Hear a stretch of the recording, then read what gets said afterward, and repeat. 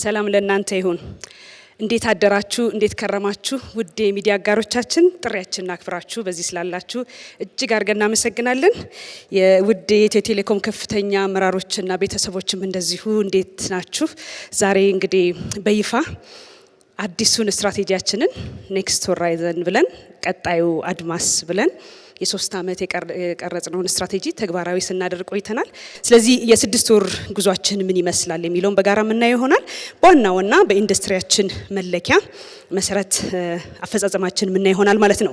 ኢትዮጵያ እያደረገች ያለውን የዲጂታል ትራንስፎርሜሽንና የዲጂታል ኢኮኖሚ ግንባታን በግንባር ቀደምነት እውን እያደረገ እየገነባ ያለው ተቋማችን አሁንም ጉዞ እና ግስጋሴው ዲጂታል ኢትዮጵያን እውን ማድረግ ብቻ ሳይሆን ከኢትዮጵያም አልፎ ደግሞ በአህጉራችን በአፍሪካም የአፍሪካን ዲጂታል ትራንስፎርሜሽን እንዲሁ ለማፋጠን አድቫንስ ለማድረግ ከሌሎች ባለድርሻ አካላት ጋር እንግዲህ በአጋርነት ወይም በጋራ እየተባበረ እየሰራ እንደሆነ በዚሁ አጋጣሚ ለመግለጽ እወዳለሁ። ለዚህም ነው ዲጂታል ኢትዮጵያ ኤንድ ቢዮንድ ያልነው። ኔክስት ሆራይዘን ቀደም ብሎ ከተግባራዊ ካደረግናቸው ከፈጸምናቸው 2 ትልልቅ ስትራቴጂዎች አንዱ ለየት የሚያደርገው የኢትዮጵያ ተሞክሯን የዲጂታል ትራንስፎርሜሽን ጉዞዋን ወደ ሌሎች ጎረቤት ሀገራትና እንደዚሁም ደግሞ ወደ አፍሪካ ሀገራት ሆፑን ኤክስቴንድ የምታረግበት ጉዞ ነው ማለት ነው ስትራቴጂው። ስለዚህ አሁንም ታላቅ ሀገርና ሕዝብ ማገልገላችንን በጥራት እንደዚሁም ደግሞ በትጋት አጠናክረን ቀጥለናል። በዚህ ጉዟችን በርካታ አዳዲስ የዲጂታል ሶሉሽኖችን እያቀረብን ነው የምንገኘው ማለት ነው። ባለፈው 6 ወሩም እንደዚሁ ይሄ ተጠናክሮ የቀጠለበት ነው። ይሄ ጉዞ በኢትዮጵያ የዲጂታል ትራንስፎርሜሽን ወሳኝ ሚና እየተጫወተ ያለ እንደመሆኑ ይህንን ተሞክሮ ደግሞ ወደ ሌሎች ሀገራትም የምናወጣበትን ስትራቴጂያችንን ቀርጸን የ3 ዓመት ስትራቴጂ ተግባራዊ እያደረግን ነው ማለት ነው። ስለዚህ በኔክስት ሆራይዘን መዳረሻው የሚሆነው 2028 ነው ማለት ነው። የ3 ዓመት ስትራቴጂ ነው የሚሆነው።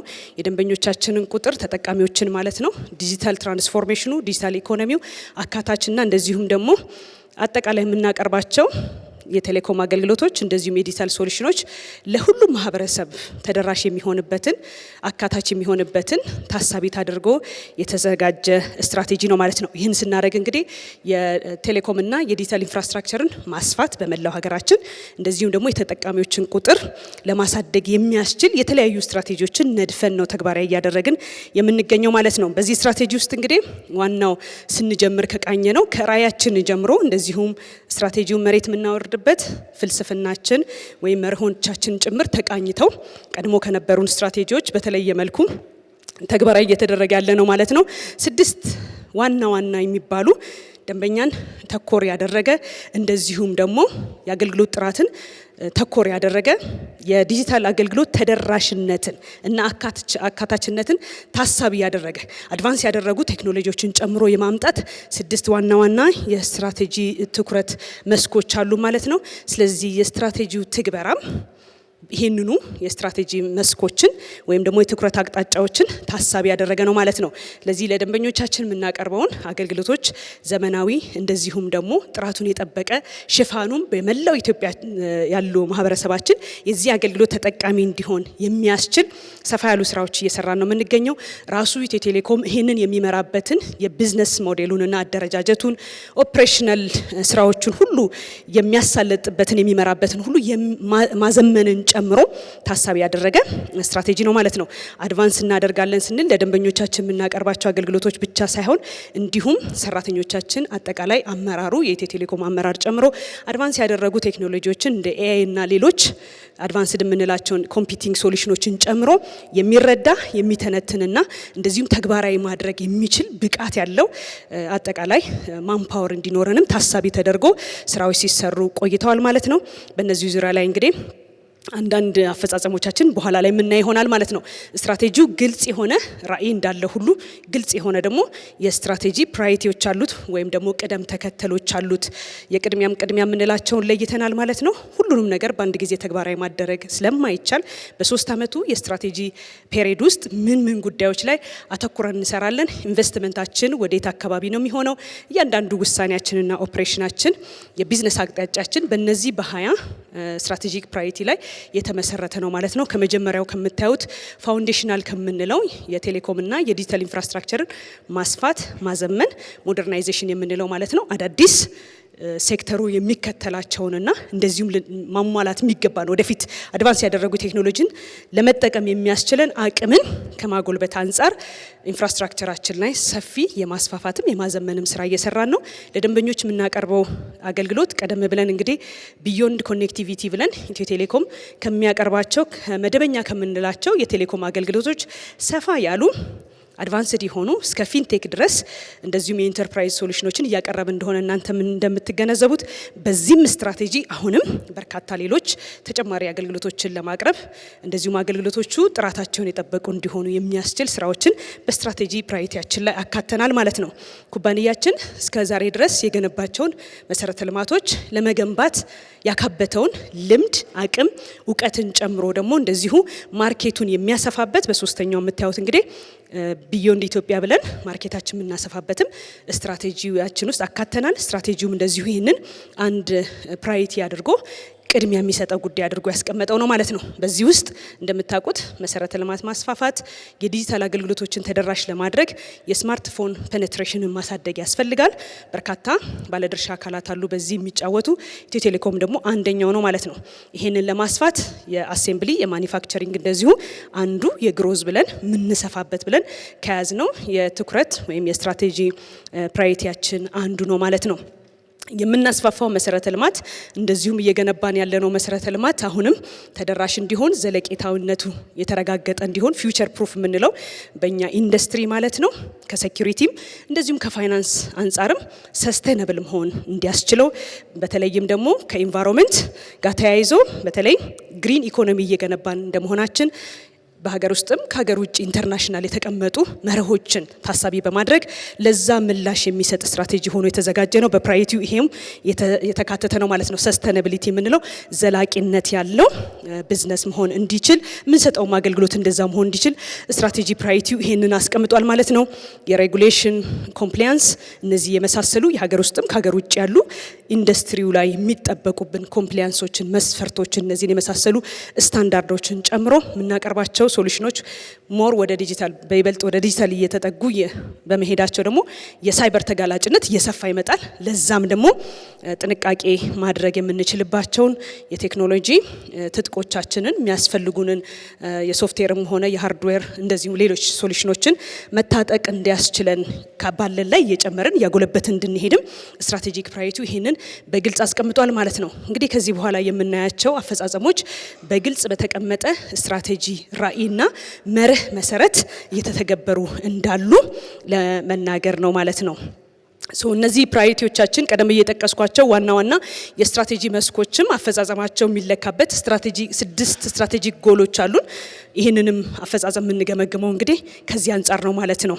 ለዚህ አንደኛውና የመሰረታዊ ሆኖ አሁንም የደንበኞቻችንን ተሞክሮ ማላቅ፣ በተለይ የምንተገብራቸው የምናመጣቸው ኢንፍራስትራክቸሮች ከአገልግሎት ጥራት ጋር በተያያዘ እንደዚሁም የደንበኞችን ተሞክሮ ሲምለስ እንዲሆን የተሻለ ተሞክሮ እንዲኖራቸው የሚያስችል ስራዎችን እየሰራን ነው። ስለዚህ ጎላችንም አንዱ የሚለካው ይሄንን ነው ለማለት ነው።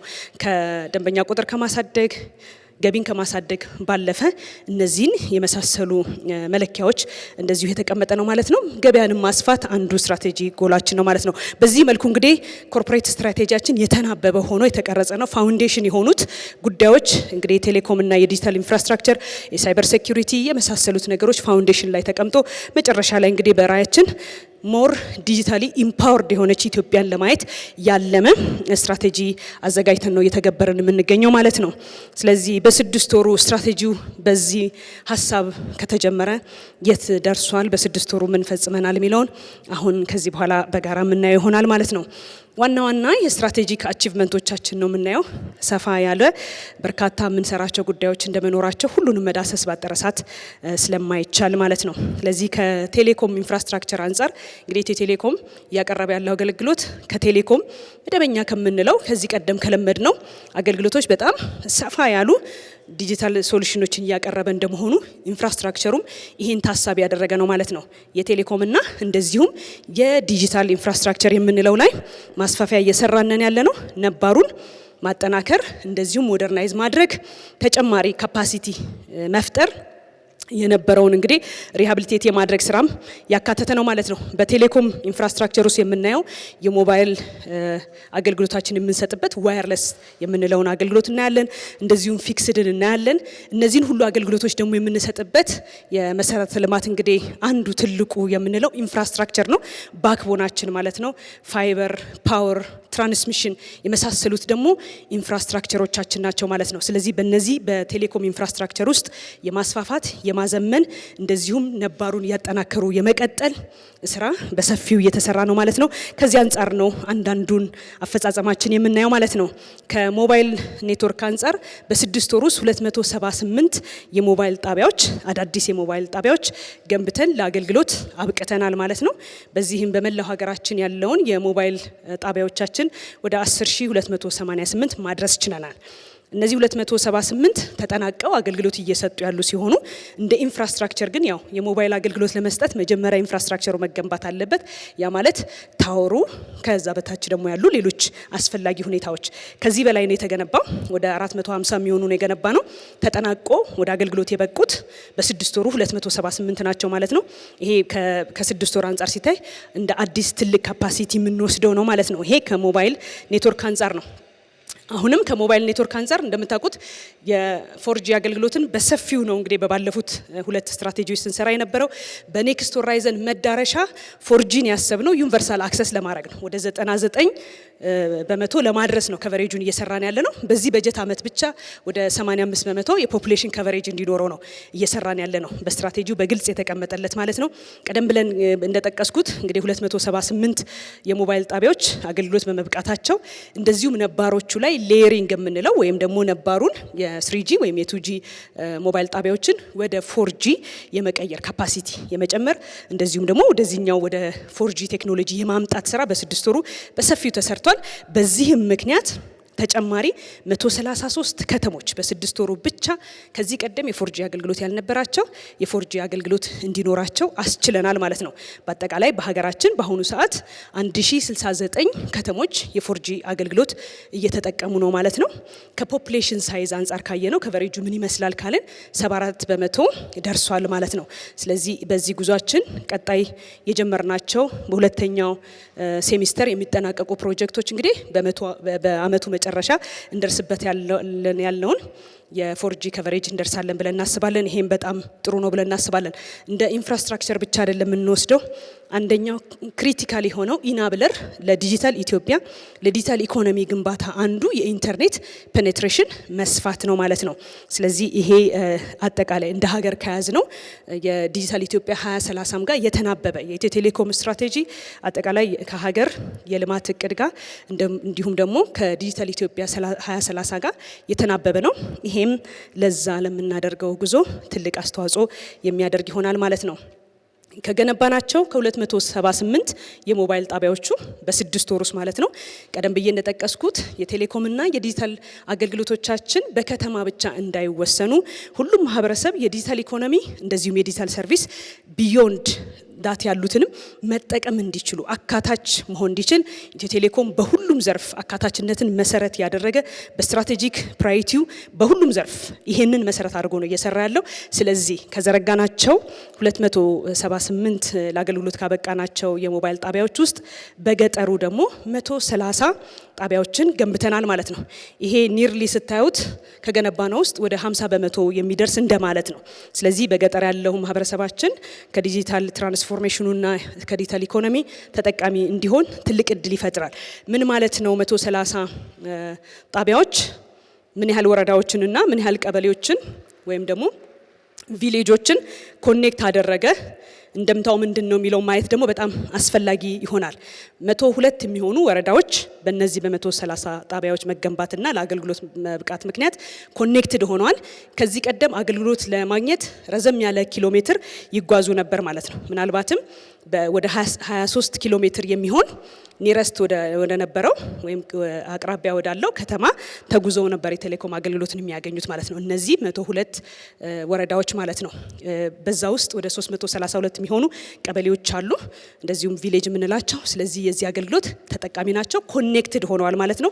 አሁን ላይ እየገነባን ያለነው እንደዚህ ከቀደሙ ከ2G ተነስተን 3G 4G እያልን ሳይሆን የዲጂታል ፍላጎታችን እንደ ሀገር የያዝነውን እቅድ እንደ ኢትዮ ቴሌኮም የሚያዝነው ወደ ዲጂታል መሄዱን ስለሆነ የኢንተርኔት ፔኔትሬሽናችን ማሳደግ ስለሆነ እነዚህ በአብዛኛዎቹ 4G አገልግሎት ያላቸው በመሆኑ የ4G ፔኔትሬሽናችንንም እንደዚሁ በገጠሩ እያሰፋ ያለ ነው ማለት ነው። እንዴት ብለው ይጠቀሙበታል የሚለውን ደግሞ ተያያዥ ጉዳዮች ወደ ኋላ ላይ አብረን የምናየው ይሆናል። ከስማርትፎን ፔኔትሬሽን አንጻርስ ስትራቴጂያችን ኮኔክትድ እና ሆሊስቲክ የሆነ ነው፣ እየተናበበ ነው። ኢንፍራስትራክቸር ብቻ የመገንባት አይደለም፣ ኢንፍራስትራክቸሩን ገንብተን ለአገልግሎት የማብቃት ኢኮኖሚክ ቫልዩ እንዲኖረው የማድረግ ኮሚኒቲውን ኢምፓወር የማድረግ ገቨርንመንትን ኢንተርፕራይዝን ኢምፓወር የማድረግ ስራ ነው እየሰራን ያለ ነው። ስለዚህ እንደምታዩት እንግዲህ በእነዚህ ወረዳዎች ወደ 761 ሺህ የሚሆኑ ማህበረሰብ ወይም ደግሞ ዜጎችን ኮኔክት ማድረግ ኢምፓወር ማድረግ ችለናል ማለት ነው። ይሄ ትልቅ አቺቭመንት ነው ተብሎ ሊወሰድ ይችላል። የተገነባው በሩራል ኤሪያ ላይ የተገነባው 130 ሳይት አጠቃላይ ወደ 1.1 ሚሊዮን የሚሆን የሞባይል ኔትወርክ ካፓሲቲ አለው ወይም ደግሞ ይሄን ያህል ደንበኛ ማስተናገድ የሚችል ካፓሲቲ ነው በዛ አካባቢ የተፈጠረው ማለት ነው። ከ1.1 ሚሊዮን ካፓሲቲ ያለው እንዳልኳችሁ እንግዲህ ወደ 761 ሺህ ነዋሪዎች በዛ አካባቢ ያሉ ተጠቃሚ እንዲሆኑ አስችሏል። ይሄ ነው የተዘረጋው ሲባል በመላው ሀገራችን ክፍተት ባለበት እንደምታዩት በማፑ ላይ ማለት ነው በአደረጃጀታችን በሁሉም ክልሎች ላይ ነው ይሄንን ማስፋፊያ ስናደርግ የቆየ ነው ማለት ነው። አካታችነት ከሚረጋገጥበት መስፈርትና ኢትዮ ቴሌኮም ከሚኮራበት ስራዎቹ መካከል አንዱና ወሳኙ ይሄ ነው ማለት ነው። ከዚህ በተጨማሪ ከሞባይል ኔትወርክ ከማስፋፋት ባሻገር እነዚህ ሁሉ የሞባይል ጣቢያዎች የሚገናኙበት መረጃ የምንለዋወጥበት አገልግሎቱን የምንሰጥበት እንግዲህ የባክቦን ፋይበር ኤክስፓንሽን ሰርተናል ማለት ነው። ስለዚህ በ6 ወሩ ብቻ ተጨማሪ 377 ኪሎ ሜትር የሚሆን የፋይበር ማስፋፊያ ሰርተናል ማለት ነው። በድምሩ የተደረሰን የሚለው ይሄ በመላው ሀገራችን እያደረግነው ያለው ማስፋፊያ ነው። ትልቅ ካፓሲቲ ነው ያለን እንደምታውቁት እንግዲህ የፋይበር ባክቦናችን ለሱ ተጨማሪ አቅም የፈጠርንበት ነው። ተጨማሪ እንደዚሁም ይሄ አዲስ ግንባታ ሲሆን ነባሩ ላይ ደግሞ የሪሃቢሊቴሽን ስራ እንደዚሁም ሰርተናል ማለት ነው። ከኢነርጂ አንጻር የቴሌኮምና የዲጂታል አገልግሎቶችን ለማቅረብ ፋይበር ብቻውን በቂ አይደለም። የሞባይል ጣቢያ መገንባት ብቻውን በቂ አይደለም። ወሳኙ ሌላኛው ትልቁ ግብዓት ፓወር ነው፣ ኢነርጂ በጣም አስፈላጊ። ኢነርጂ ስንል ደግሞ አሁን ካለንበት እየገነባን ካለነው ግሪን ኢኮኖሚ አንጻር የምንገነባውም የፓወር ሶሉሽን በጣም ኮንሽስ ሆነን ቀደም ብዬ እንደጠቀስኩት የኤስጂን ሪኳየርመንት እያሟላን መሄድ ስለሚጠበቅብን እንደ ተቋምም እንደ ሀገርም ማለት ነው ግሪን ኢነርጂ ተጠቃሚዎች መሆን አለብን ማለት ነው። ያንን ታሳቢ ያደረገ ነው ስትራቴጂው የተቀረጸው። ይሁንና በአንድ ጊዜ ወደ ግሪን ኢነርጂ መግባት አይቻልም። ለዛም የሚሆን ግን ሶሉሽኖችን ማስቀመጥ ተግባራዊ እያደረግን መሄድ መቀጠል ያስፈልገናል ማለት ነው። ሰፊ ኔትወርክ ነው የምናስተዳድረው እንደዚሁም የምናገለግለው ደንበኛ።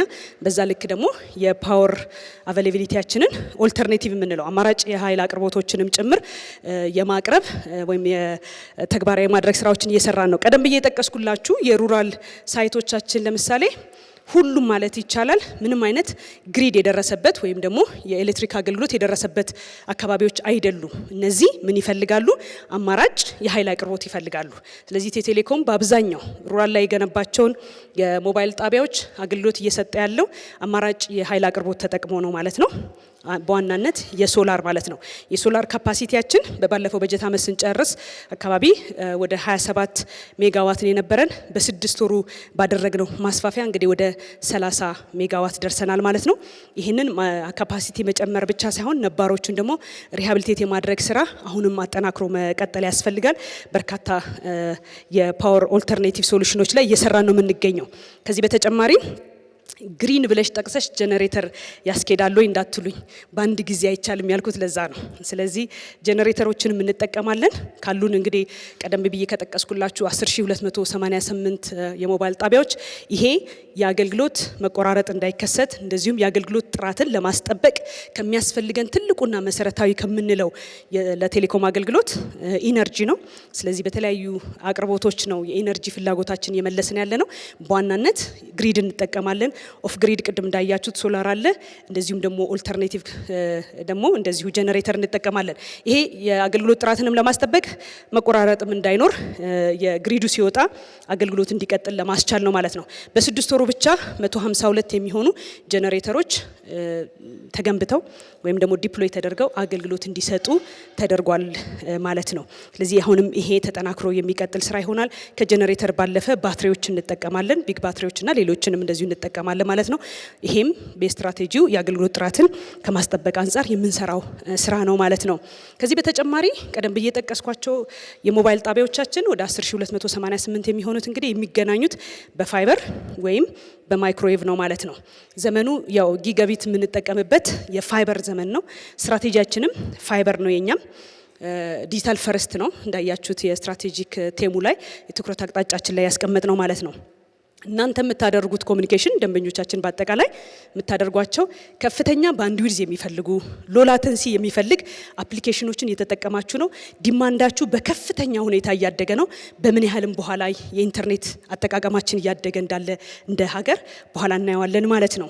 ከዚህ ጋር ተያይዞ እነዚህ ሞባይል ጣቢያዎች የሚገናኙት በፋይበር በሆነ ቁጥር ከፍተኛ የሆነ ባንድዊድዝ መጠቀም እንድትችሉ እንደዚሁም የፎርጂን የፋይቭጂን አቅም በሚገባ ማግኘት እንድትችሉ እድል ይፈጥራል ማለት ነው። ስለዚህ ሁሉንም የሞባይል ጣቢያዎች በአንድ ጊዜ ወደ ፋይበር ማስገባት አይቻልም።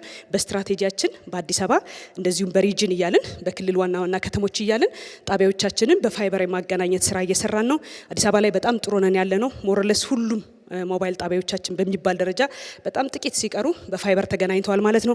በ6 ወር ውስጥ እንግዲህ 156 የሞባይል ጣቢያዎች ወደ በፋይበር እንዲገናኙ አድርገናል ማለት ነው። ይሄም አጌን እንደ ዲጂታል ኢትዮጵያን እውን ከማድረግ አንጻር ትልቅ ፋይዳ ያለው ጉዳይ ነው ማለት ነው።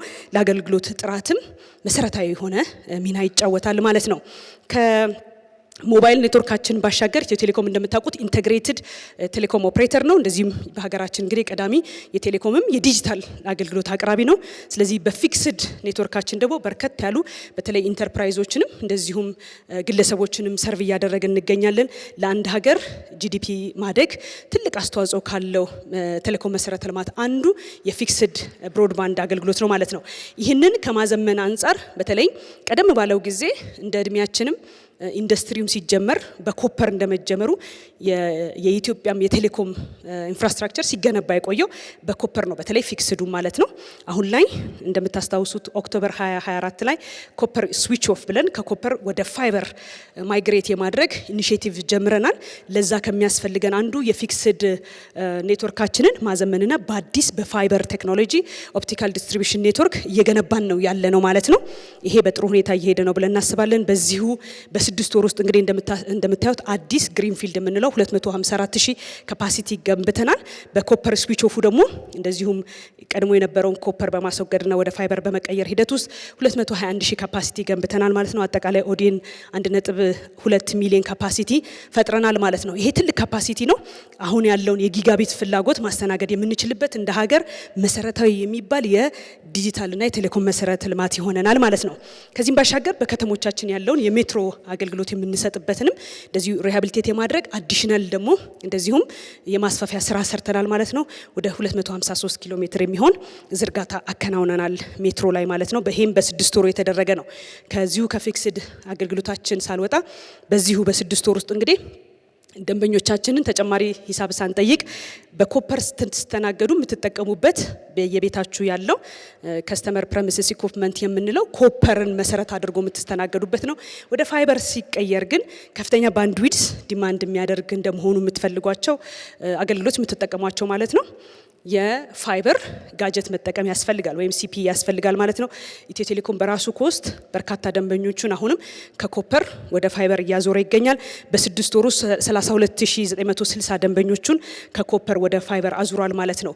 ብዙ ጊዜ ደንበኞች ይጠይቃሉ፣ ዋይፋይ ላይ እንደዚህ ገጠመኝ እንደዚህ ሆነ ቅሬታዎች ይቀርባሉ። አንዱ የቅሬታው ምንጭ ኮፐር ላይ ሆነው ከፍተኛ ባንድዊድዝ የሚፈልግ አፕሊኬሽን እየተጠቀሙ መሆናቸው ጋር ተያይዞ ዲሳቲስፋክሽን ይመጣል ማለት ነው። ስለዚህ እየለየን በአንድ ጊዜ ማድረግም ስለማይቻል ኢንቨስትመንት እያደረግን ነው የምንገኛለን ነው ከኮፐር ወደ ፋይበር የመቀየር በዛ ሂደት ውስጥ ግን ደንበኞቻችንም አዌር የማድረግ ስራና ሌሎች ተያያዥ ስራዎችም እየሰራን ነው የምንገኘው። አጠቃላይ እነዚህ ያደረግናቸው በ6 ወር ያደረግናቸው ማስፋፊያዎች ሪሃቢሊቴሽን ስራዎች ጨምሮ ነባሩ ኢንፍራስትራክቸራችን ላይ አዲስ የተጨመረውን ጨምሮ የታደረሰው ስንል ከሞባይል ጣቢያ አንጻር 10288 የደረስንበት ሲሆን ቀደም ብዬ እንደጠቀስኩላችሁ ባክቦኑ ላይ በተደረገው ማስፋፊያ የባክቦን ፋይበራችን ማለት ነው ወደ 23000 ኪሎ ሜትር እንዲደርስ አስችሏል ማለት ነው። እንደዚሁም የሜትሮ ፋይበራችን በከተማ ያለው ማለት ነው ወደ 14593 ኪሎ ሜትር እንዲደርስ አስችሏል ማለት ነው። የአገልግሎት ጥራትን ለማስጠበቅ አገልግሎት በተለያየ ምክንያት የኃይል አቅርቦት ሲቆራረጥ የቴሌኮም አገልግሎቱ መዝለቅ መቀጠል እንዲያስችል በሞባይል ጣቢያዎቻችን ብቻ ሳይሆን ኢትዮ ቴሌኮም አገልግሎቱን የሚሰጥበት ከፍተኛ ዳታ ሴንተሮች አሉት፣ ትልልቅ አቅም ያላቸው ማለት ነው። እነዚህም ከፍተኛ የሆነ የፓወር ኮንሳምፕሽን አላቸው። ለነዛ የሚሆን ደግሞ ሪደንደንት የሆነ ጀነሬተር እና ሌሎች የፓወር ሶሉሽኖችን ይጠቀማል ማለት ነው። በአጠቃላይ 43 በመቶ የሚሆን የፓወር ኦልተርኔቲቭ ያላቸው ሞባይል ሳይቶች አሉን። ወይም ከ10288ቱ 43% ማለት ወደ 4457 የሚሆኑት ጀነሬተርም ተጨምሮላቸው አገልግሎት ይሰጣሉ ማለት ነው። በዛ ምክንያት አንዳንድ ጊዜ ከተማ ደረጃ ላይ አገልግሎት የመብራት አገልግሎት ወጥቶ የቴሌኮም አገልግሎት ሲቀጥል ታያላችሁ። ይሄ በፓወር ላይ ያደረግነው ኢንቨስትመንት ያመጣው ውጤት ነው ማለት ነው።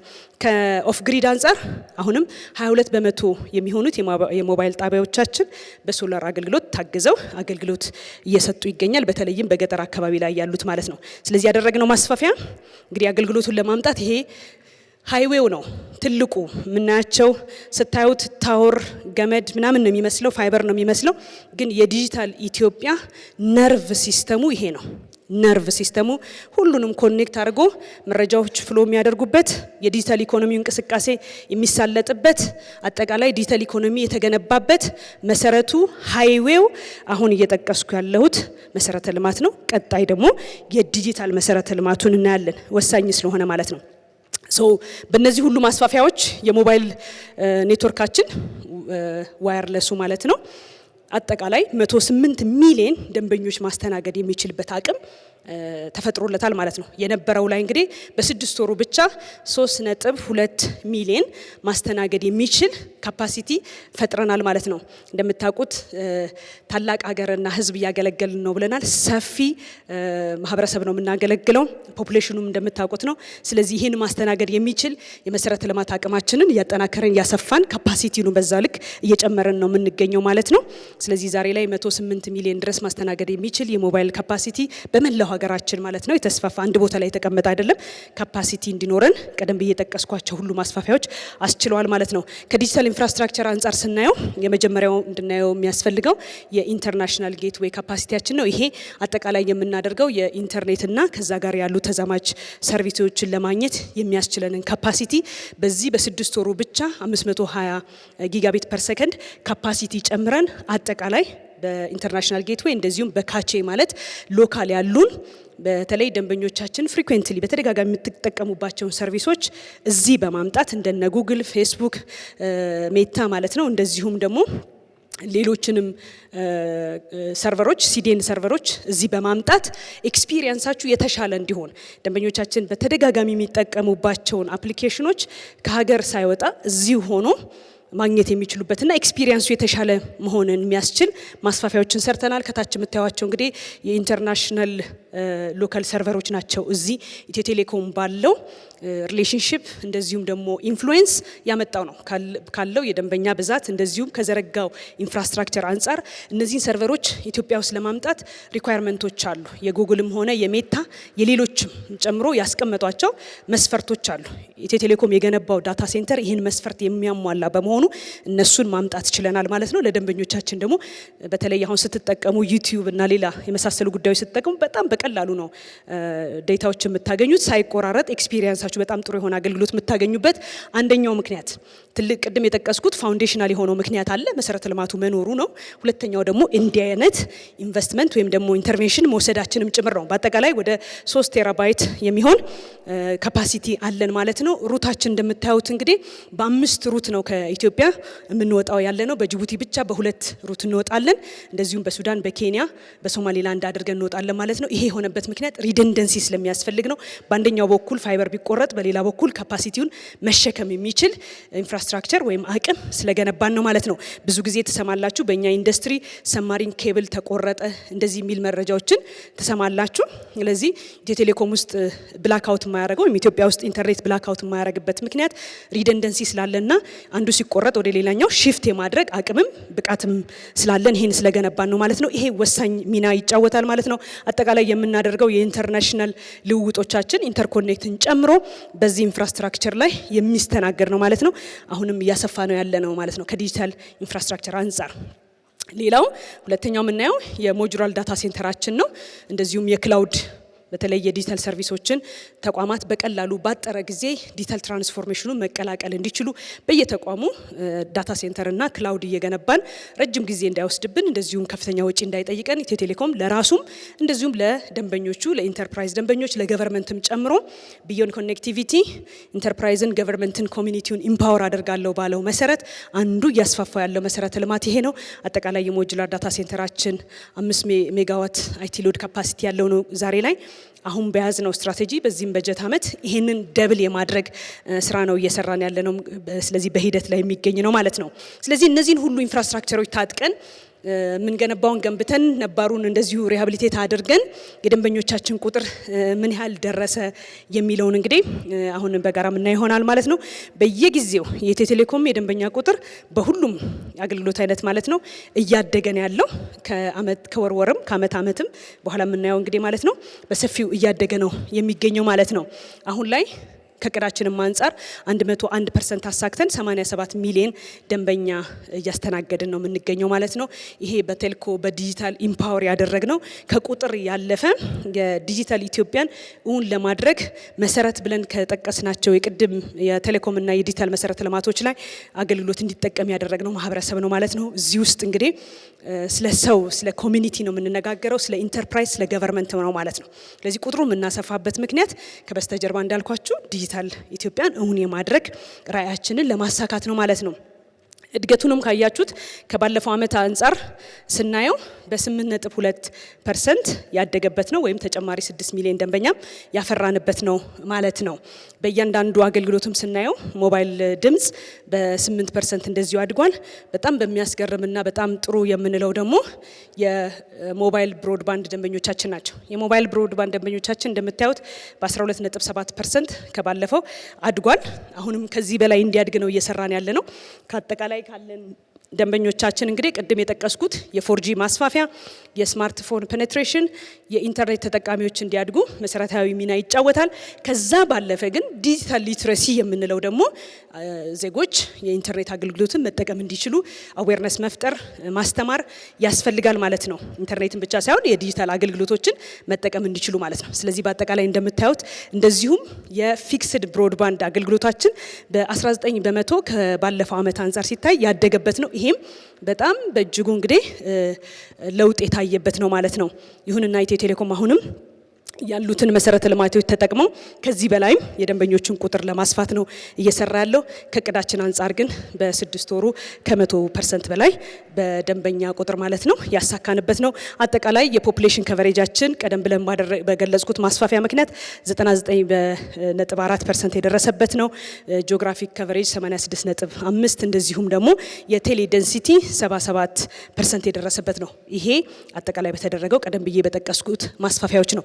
እድገቱ ምን ይመስላል ከአመት አመት ብለን ስናየው በባለፈው እንግዲህ ሰፋ ያለ ሪፎርም ነው እየሰራን የመጣ ነው። አሁንም በውድድር ገበያ ውስጥም ሆኖ የደንበኞቹ ቁጥር ማደጉን ቀጥሏል ማለት ነው። ይሄ በጣም ጥሩ የሚባል እንዳፈጻጸም ካስቀመጥናቸው የቴሌኮም ኢንዱስትሪው ከሚለካበት አንዱ KPI እንደመሆኑ ኢትዮ ቴሌኮም ከደንበኛ ቁጥር ያለፈ ስራ ነው የሚሰራው። አስተዋጽኦም ያለው በአንድ ሀገር የዲጂታል ኢኮኖሚ ግንባታ ግንባር ቀደም ሚና የተጫወተ ነው። ይሁንና ግን እንደ አንድ የኢንዱስትሪ መለኪያ ይህንንም በጥሩ የገመገብነው ነው ማለት ነው። አዲስ በዚህ 6 ወር ውስጥ ያካተትነውና እንደ ስትራቴጂክ ኢኒሺዬቲቭ የወሰድነው ደንበኞቻችንን ፕሮዳክቶቻችንን ማሳወቅ ብቻ ሳይሆን እንደዚሁም ኤዱኬት ማድረግ በዘርፉ አሁን የታየው የዲጂታል ሊትረሲ በእኛ ብቻ ሳይሆን በሌሎችም ሀገራት ማለት ነው ኔትወርክ ይስፋፋል፣ ይዘረጋል፣ ግን የተወሰነው ማህበረሰብ ይጠቀማል። አብዛኛው ማህበረሰብ ደግሞ የቶታል ፖፑሌሽኑን ብትወስዱት በዓለም ካለው ሲም ካርድ ከያዘው ውስጥ ኢንተርኔት የሚጠቀመው አሁንም በሚፈለገው ልክ ያልመጣባቸው በርካታ ሀገራት አሉ ማለት ነው። ከዚህ አንፃር አንዱ ጋፑ ምንድነው ተብሎ ሲታይ የጂኦግራፊካል ከቨሬጅ የኢንፍራስትራክቸር አለመኖር ብቻ ሳይሆን ኤዱኬሽን አንዱ ዲጂታል ሊትሬሲ የምንለው የራሱን የሆነ ሚና እየተጫወተ ነው በክፍተቱ ማለት ነው። ስለዚህ ኢትዮ ቴሌኮም ብቻውን የሚሰራው ስራ አይሆንም። በርካታ ባለድርሻ አካላት በዚህ ውስጥ መሳተፍ ይኖርባቸዋል ከዲጂታል ሊትሬሲ አንፃር። ይሁንና ግን ከወሰድነው ኢንተርቬንሽን በ6 ወሩ 13.3 ሚሊዮን ደንበኞቻችንን አስተምረናል። ምን ማለት ነው አስተምረናል ሲባል? እንደምታውቁት ኮንታክት ሴንተር አለን፣ እንደዚሁም በየአገልግሎት ሴንተሮች አሉን። ደንበኞቻችን ጋር እየሄድን ደግሞ ለሜንቴናንስም ለፕሮቪዥኒንግ ማለት ነው አገልግሎት ለማቅረብ የሚሄዱ ደግሞ ባለሙያዎችም አሉ። እነዚህንና መሰል ያለውን አደረጃጀታችንና የሰው ኃይላችን ተጠቅመን ደንበኞቻችንን እንዴት አድርገው ኢንተርኔት መጠቀም እንደሚችሉ፣ ዲጂታል ኢኮኖሚ ውስጥ እንዴት መግባት እንደሚችሉ፣ ለምሳሌ ቴሌብርን ሊሆን ይችላል እንዴት መጠቀም ይችላሉ፣ ዲጂታል ፋይናንሻል ሰርቪስ እንዴት ያገኛሉ የሚለውን ከዲጂታል ኢኮኖሚው ተጠቃሚ መሆን እንዲችሉ ስልጠናዎችን በመላው ሀገሪቱ ነው የሰራ ነው። አሁንም ይሄንን ከሌሎች አካላትም ጋር ሆነን የምንሰራው ይሆናል ማለት ነው። በጣም አስፈላጊ ሆኖ አግኝተነዋል። በዚህም ምክንያት ከዚህ ቀደም ሲጠቀሙ ያልነበሩ ለምሳሌ ለመጠቀም ሞክረው ያቋረጡ እንደዚህ መሳሰሉ በርከት ያሉ ደንበኞች አግኝተናል።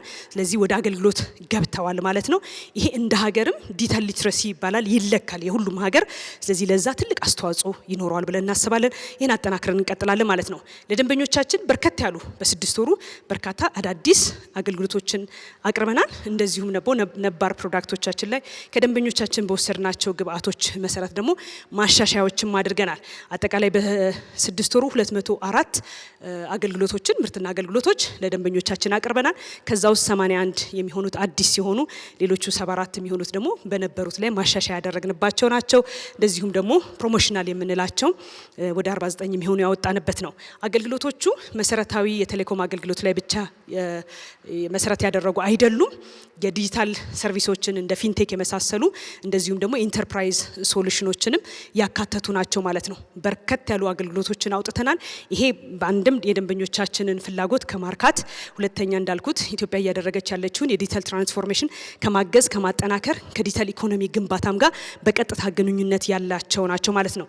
ለኢትዮ ቴሌኮም ደንበኞች ቁጥሮቹ እንዲያድጉ እንዲቆዩ፣ እንደዚሁም ገቢው እንዲጨምር እድል የሚፈጥሩለት ሲሆኑ ከትልቁ ራዕይ ጋር ደግሞ ወሳኝ ሚና የሚጫወቱ የዘረጋናቸውን እንደ ሀገር መሰረተ ልማት ማለት ነው ከድምጽና ከኢንተርኔት ባለፈ መጠቀም የምንችልባቸው አገልግሎቶችን በሰፊው ያቀረብንበት ነው በ6 ወሩ ማለት ነው። እነዚህን አገልግሎቶች ምርትና አገልግሎቶቻችን ለደንበኞቻችን የምናደርስበት የተለያዩ አውትሌቶች አሉን ወይም ሰርቪስ ሴንተሮች አሉን።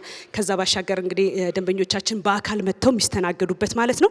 እንደዚሁም በዲጂታል ደንበኞቻችንን እንደርሳለን እናገለግላለን ያለ ነው። ስለዚህ በአጠቃላይ በዚህ በ6 ወሩ ለደንበኞቻችን በኔትወርክ ብቻ አይደለም ተደራሽ ለመሆን የምንሰራው፣ አገልግሎቶቻችንም ደግሞ በአቅራቢያ ወይም በቅርብ ማግኘት እንዲችሉ እንደዚሁም ባሉ የዲጂታል አማራጮች ሁሉ እንዲያገኙን የማድረግ ስራዎች ነው የምንሰራው ማለት ነው። ወደ 112 የሚሆኑ ተጨማሪ የፊዚካል ማለት ነው ሰርቪስ ሴንተሮች እንደዚሁ ጨምረናል ማለት ነው። በ6 ወር ውስጥ ይሄን ያደረግነው እየለየን አንዳንድ አካባቢዎች ላይ በርቀት ላይ ያለንበት አካባቢ ላይ ደንበኞቻችን በተሻለ ቅርበት እንዲያገኙን ለማስቻል ነው ማለት ነው። ይህን የምናደርገው በራሳችን የአገልግሎት መስጫ ማዕከል ብቻ ሳይሆን አብረውን የሚሰሩ ፓርትነሮች አሉን፣ ፍራንቻይዝ የምንለው አለ። ከነሱም ጋር አብረን እንሰራለን ማለት ነው። ከዚህ ባሻገር በዘመን ገበያ በራሳችን እንግዲህ የኢኮሜርስ ፕላትፎርምም አገልግሎቶቻችንን ለደንበኞቻችን ተደራሽ እያደረግን ያለነው ዲቫይስን ጨምሮ። በቀጣይ በዚህ ላይ አሁንም ኦንላይን በርከት ያሉ አገልግሎቶቻችን መስራት እንድትችሉ የማሻሻያ የዲጂታላይዜሽን ስራዎች እየሰራን ነው የምንገኘው። እሱንም በቅርቡ ደግሞ ተጨማሪ ነገሮች የምንሰማ ይሆናል። እንዲሁም ደንበኞቻችን አገልግሎት ከወሰዱ በኋላ ደግሞ መልሰው እኛን ማግኘት ሲፈልጉ እርዳታ ሲፈልጉ ጥያቄ ሲኖራቸው እንግዲህ በርከት ያሉ አውትሌቶች ናቸው ያሉን። ከራሳችን ኮንታክት ሴንተር ጀምሮ እስከ ሶሻል ሚዲያ ራሱን የቻለ ቻት ቦታችንን ጨምሮ ደንበኞቻችንን በዚህ እያዳመጥን እያገለገልን እንገኛለን። በዚህም በሰፊው ተደራሽ እያደረግን ነው ማለት ነው። በ6 ወሩ ወደ 10.2 ሚሊዮን የሚሆን ሽያጮችን አከናውነናል። ቅድም በጠቀስኳቸው አውትሌቶች በፊዚካልም እንደዚሁም በዲጂታልም ማለት ነው። የሞባይል አገልግሎት የዲቫይስ እንደዚህ የመሳሰሉ ሽያጮችን አከናውነናል ማለት ነው። ይሄ ቅድም ለገለጽኩት የደንበኞቻችን ቁጥር 87 ሚሊዮን ለመድረስ አንዱ ሚና የተጫወተው ይሄ አፈጻጸማችን ነው ማለት ነው። ከቅዳችን አንጻር 112% ከሽያጭ አንጻር ማለት ነው ያሳካንበት ነው። በሞባይል ድምጽ፣ በሞባይል ብሮድባንድ፣ ፊክስድ ዲቫይስ የመሳሰሉትን ሽያጮች አከናውነን የደንበኞቻችንን ፍላጎት የምላሽ የሰጠንበት ያረካንበት ነው ማለት ነው። ቀደም ብዬ እንደጠቀስኩት እንግዲህ ለኢንተርኔት ፔኔትሬሽን በርካታ ሚና የሚጫወቱ እንደ ኢንፍራስትራክቸር ያሉ ጉዳዮች አሉ። ከዛ ባሻገር ደግሞ የስማርትፎን ፔኔትሬሽን ቁልፍ ሚና ይጫወታል ማለት ነው። እኛም የዘረጋነውን አገልግሎት መሰረተ ልማት ለደንበኞቻችን ማድረስ እንድንችል ደንበኞችን ተጠቃሚ መሆን እንዲችሉ ማለት ነው። ስለዚህ አንዱ ኢትዮ ቴሌኮም በዚህ በ6 ወር ውስጥ ከወሰዳቸው በስትራቴጂው ካስቀመጣቸው እንግዲህ ዳይቨርሲፋይ አደርጋለሁ ብሎ ካስቀመጣቸው አንዱ ዲቫይስ አሴምብል ማድረግ ማኒፋክቸር ማድረግ ነው። በራሱ ብራንድ ኔክሰስ የተሰኘ ክላውድ ቤዝ የሆነ በጣም አፎርደብል የሆነ ዲቫይሶችን ላውንች አድርጓል እንደምታስታውሱት ማለት ነው። እነዚህ ዲቫይሶች የሞባይል ቀፎዎች ብቻ ሳይሆኑ እንደዚሁም ዴስክቶፖችን፣ ላፕቶፕ የመሳሰሉ ታብሌቶችን የጨመረ ነው ማለት ነው። የኢትዮ ቴሌኮምን የክላውድ ኢንፍራስትራክቸር ሌቨሬጅ የሚያደርግ በቀላሉ ደግሞ ቀደም ብዬ ጠቀስኳቸውን በመላው ሀገሪቱ ያስፋፋነውን መሰረተ ልማታችን የቴሌኮምና የዲጂታል መሰረተ ልማት የፎርጂ ፔኔትሬሽንንም እንደዚሁ ሞኒታይዝ የሚያደርግ ወይም ደግሞ በሚገባ ለቨሬጅ የሚያደርግ ኢኒሼቲቭ ነው ማለት ነው። ይህንን ወስደን በዚሁ በ6 ወር ውስጥ እንግዲህ በተለይ ስማርት ፊውቸር ፎን የምንላቸው ዲጂታል ሊትረሲ ብዬ ቅድም አንስቻለሁ። አንዳንድ ደንበኞቻችን በቀላሉ ከፊውቸር ፎን ወደ ስማርት ፎን ለመውሰድ ትንሽ የሽግግር ጊዜ ወይም ደግሞ ስልጠናም ያስፈልጋቸዋል ማለት ነው። ያንን ታሳቢ ያደረገ ነው ዲዛይኑ የተሰራው ወይም ደግሞ በኔክሰስ የመጣው። እነዚህ የምታዩቸው ሞዴሎች እንግዲህ ለአገልግሎት የቀረቡበት ሁኔታ ነው የነበረው። በ6 ወሩ ወደ 47,000 የሚሆን ዲቫይሶች አቅርበናል። ሁሉም ተሽጠዋል። በአማካኝ ወደ 1500 የሚሆን ዲቫይሶች በቀን ደንበኞች በኔክሰስ የራሱ የኢትዮ ቴሌኮም ብራንድ የሆነው ለመጀመሪያ ጊዜ ያቀረብ ነው ለደንበኞቻችን ቀርቧል። አፎርደብል በሆነ ፕራይስ ማለት ነው። እናንተም እንዳያችሁት ይሄ ምን ኢምፕሊኬሽን ኖረው ከኢንተርኔት ፔኔትሬሽን አንጻር ሪሊ እንዳሰባችሁት መጣ ወይ ከተባለ የደንበኞችን ቀደም ብዬ ጠቀስኩት የሞባይል ብሮድባንድ ደንበኞቻችንን የዴታ አጠቃቀም አሁንም በ45% ያሳደገ ሆኗል ማለት ነው። ስለዚህ ራእዩን እውነትም ያስቀመጥነውን ራእይ እያሳካ እንዳለ የተረዳንበት ነው። ከቴሌብር ደንበኞች አንጻር ወደ 6% በሚሆን እድገት እንዲመጣም አስችሏል ማለት ነው። ይሄ በቀፎ ሊሚቴሽን ምክንያት ያልገቡ ደንበኞች ቀደም ብዬ እንዳልኩት ስትራቴጂያችን የተሳሰረ ሆሊስቲክ ነው ብያለሁ። በዚህ ዓመት ደግሞ ከስተመር ኤዱኬሽንም ጨምረንበታል። እንዴት ይህንን መጠቀም እንደሚችሉ ስላስተማርን ፖዚቲቭ ውጤት ያመጣበት ነው ማለት ነው። አጠቃላይ በሞባይል ኔትወርካችን ላይ በኢትዮ ቴሌኮም ኔትወርክ ላይ 90 ሚሊዮን የሚሆን ዲቫይሶች ኮኔክትድ ናቸው። ከዛ ውስጥ 42% የሚሆነው ደግሞ ስማርትፎን ነው ማለት ነው። ይህን የማሳደግ ስራ እንግዲህ ከሁሉም ከሚመለከታቸው ኢኮሲስተሙ ላይ ካሉ ፓርትነሮች ጋር በጋራ እየሰራ ነው የምንገኘው ማለት ነው። የፎርጂ አገልግሎትን ማስጠቀም የሚያስችሉ ደግሞ ወደ 30 ሚሊዮን የሚጠጉ ዲቫይሶች አሉ ማለት ነው። ይሄ በጣም ጥሩ ነው የሚባል ነው ማለት ነው። ከዲጂታል ኢትዮጵያ አንጻር ነው እንግዲህ የኢትዮ ቴሌኮምን ስትራቴጂ ቃኘ ነው ብለናል። እንደ ሀገር ካለን ዲጂታሊ ኢምፓወርድ ለመሆን ካለን ፍላጎት ጉጉት አንጻር ስትራቴጂው ያንን ታሳቢ ተደርጎ የተቀረጸ እንደመሆኑ በዲጂታል ኢትዮጵያ ስትራቴጂ ውስጥ ከተካተተው መሰረታዊ ጉዳይ አንዱ ኖ ዩር ከስተመር የምንለው እያንዳንዱ ሰው ደግሞ ናሽናል አይዲ ዲጂታል አይዲ እንዲኖረው የተቀመጠ ስትራቴጂ አለን። ይህንን ስትራቴጂ ከሚተገብሩ ተቋማት ዋነኛው የሚባለው አሁንም ግንባር ቀደሙ ኢትዮ ቴሌኮም ነው፣ በሬጅስትሬሽን ማለት ነው። እንደዚሁም በፕሪንቲንግ በ6 ወር ውስጥ 11 ሚሊዮን የሚሆኑ ዜጎች ሬጂስተር አድርገናል ማለት ነው። ናሽናል አይዲ እንዲኖራቸው ኢትዮ ቴሌኮም ልክ መሰረተ ልማቱ እንደሚያስፋፋው ሁሉ ይህንንም ስትራቴጂካሊ ነው እየሰራ ያለው። የናሽናል ኮል ነው፣ ትልቅ የብሔራዊ አሳይመንት ነው ወይም በርካታ ባለድርሻ አካላት የሚሳተፉበት። ኢትዮ ቴሌኮም ይህንን ሲሰራ በመላው ሀገሪታችን ያሉ ከተሞች ፕሬዘንስ እንዲኖረን በሬጂስትሬሽን ደንበኞች ወይም ዜጎች የናሽናል አይዲ እንዲኖራቸው ሲፈልጉ በአቅራቢያቸው ማግኘት የሚችሉበትን እድል ለመፍጠር በርካታ ስራ ነው የሰራ ነው። ዛሬ ላይ ከ1122 በላይ ከተሞች ላይ ማለት ነው ፕሬዘንስ አለን ናሽናል አይዲ ሬጂስተር የምናደርግበት። ይሄ ማለት ወደ ወረዳ ስናየው 867 ወረዳዎች ላይ እንደዚሁም በ119 ዞኖች ላይ ኢትዮ ቴሌኮም ናሽናል አይዲ ሬጂስተር የሚያደርግበት ፕሬዘንስ አለው። ይህንን ለማሳካት 3351 የሚሆኑ ኪቶችን የናሽናል አይዲ ሬጂስተር የሚደረግበትን ኪቶች በራሱ ገዝቶ ተግባራዊ ያደርጓል። ከ3000 በላይ የሚሆኑ ደግሞ እነዚህን ኪቶች ተጠቅመው ሬጂስተር የሚያደርጉ ሰራተኞች የራሱን ሰራተኞች እንደዚሁም ደግሞ በኮንትራት የቀጠራቸው ሰራተኞች አሉት ማለት ነው። በዚህም የስራ እድልም ጭምር የፈጠረበት ነው። የምታዩት እንግዲህ በመላው ሀገራችን ባለን አደረጃጀትና እንደዚህ ቅድም እንደጠቀስኳቸው ከተሞች ላይ ሬጂስትሬሽን እያከናወንን እንገኛለን። እንግዲህ 10 ሚሊዮን በ6 ወሩ ብቻ ገንብተናል። ይህን አገልግሎት መስጠት የጀመረው ኢትዮ ቴሌኮም ኤፕሪል 2024 ነው። 1 ዓመት ከ8 ወር ገደማችን ነው። እንግዲህ በ1 ዓመት ከ8 ወር ገደማችን ወደ 21.5 ሚሊዮን ሬጂስተር አድርገናል።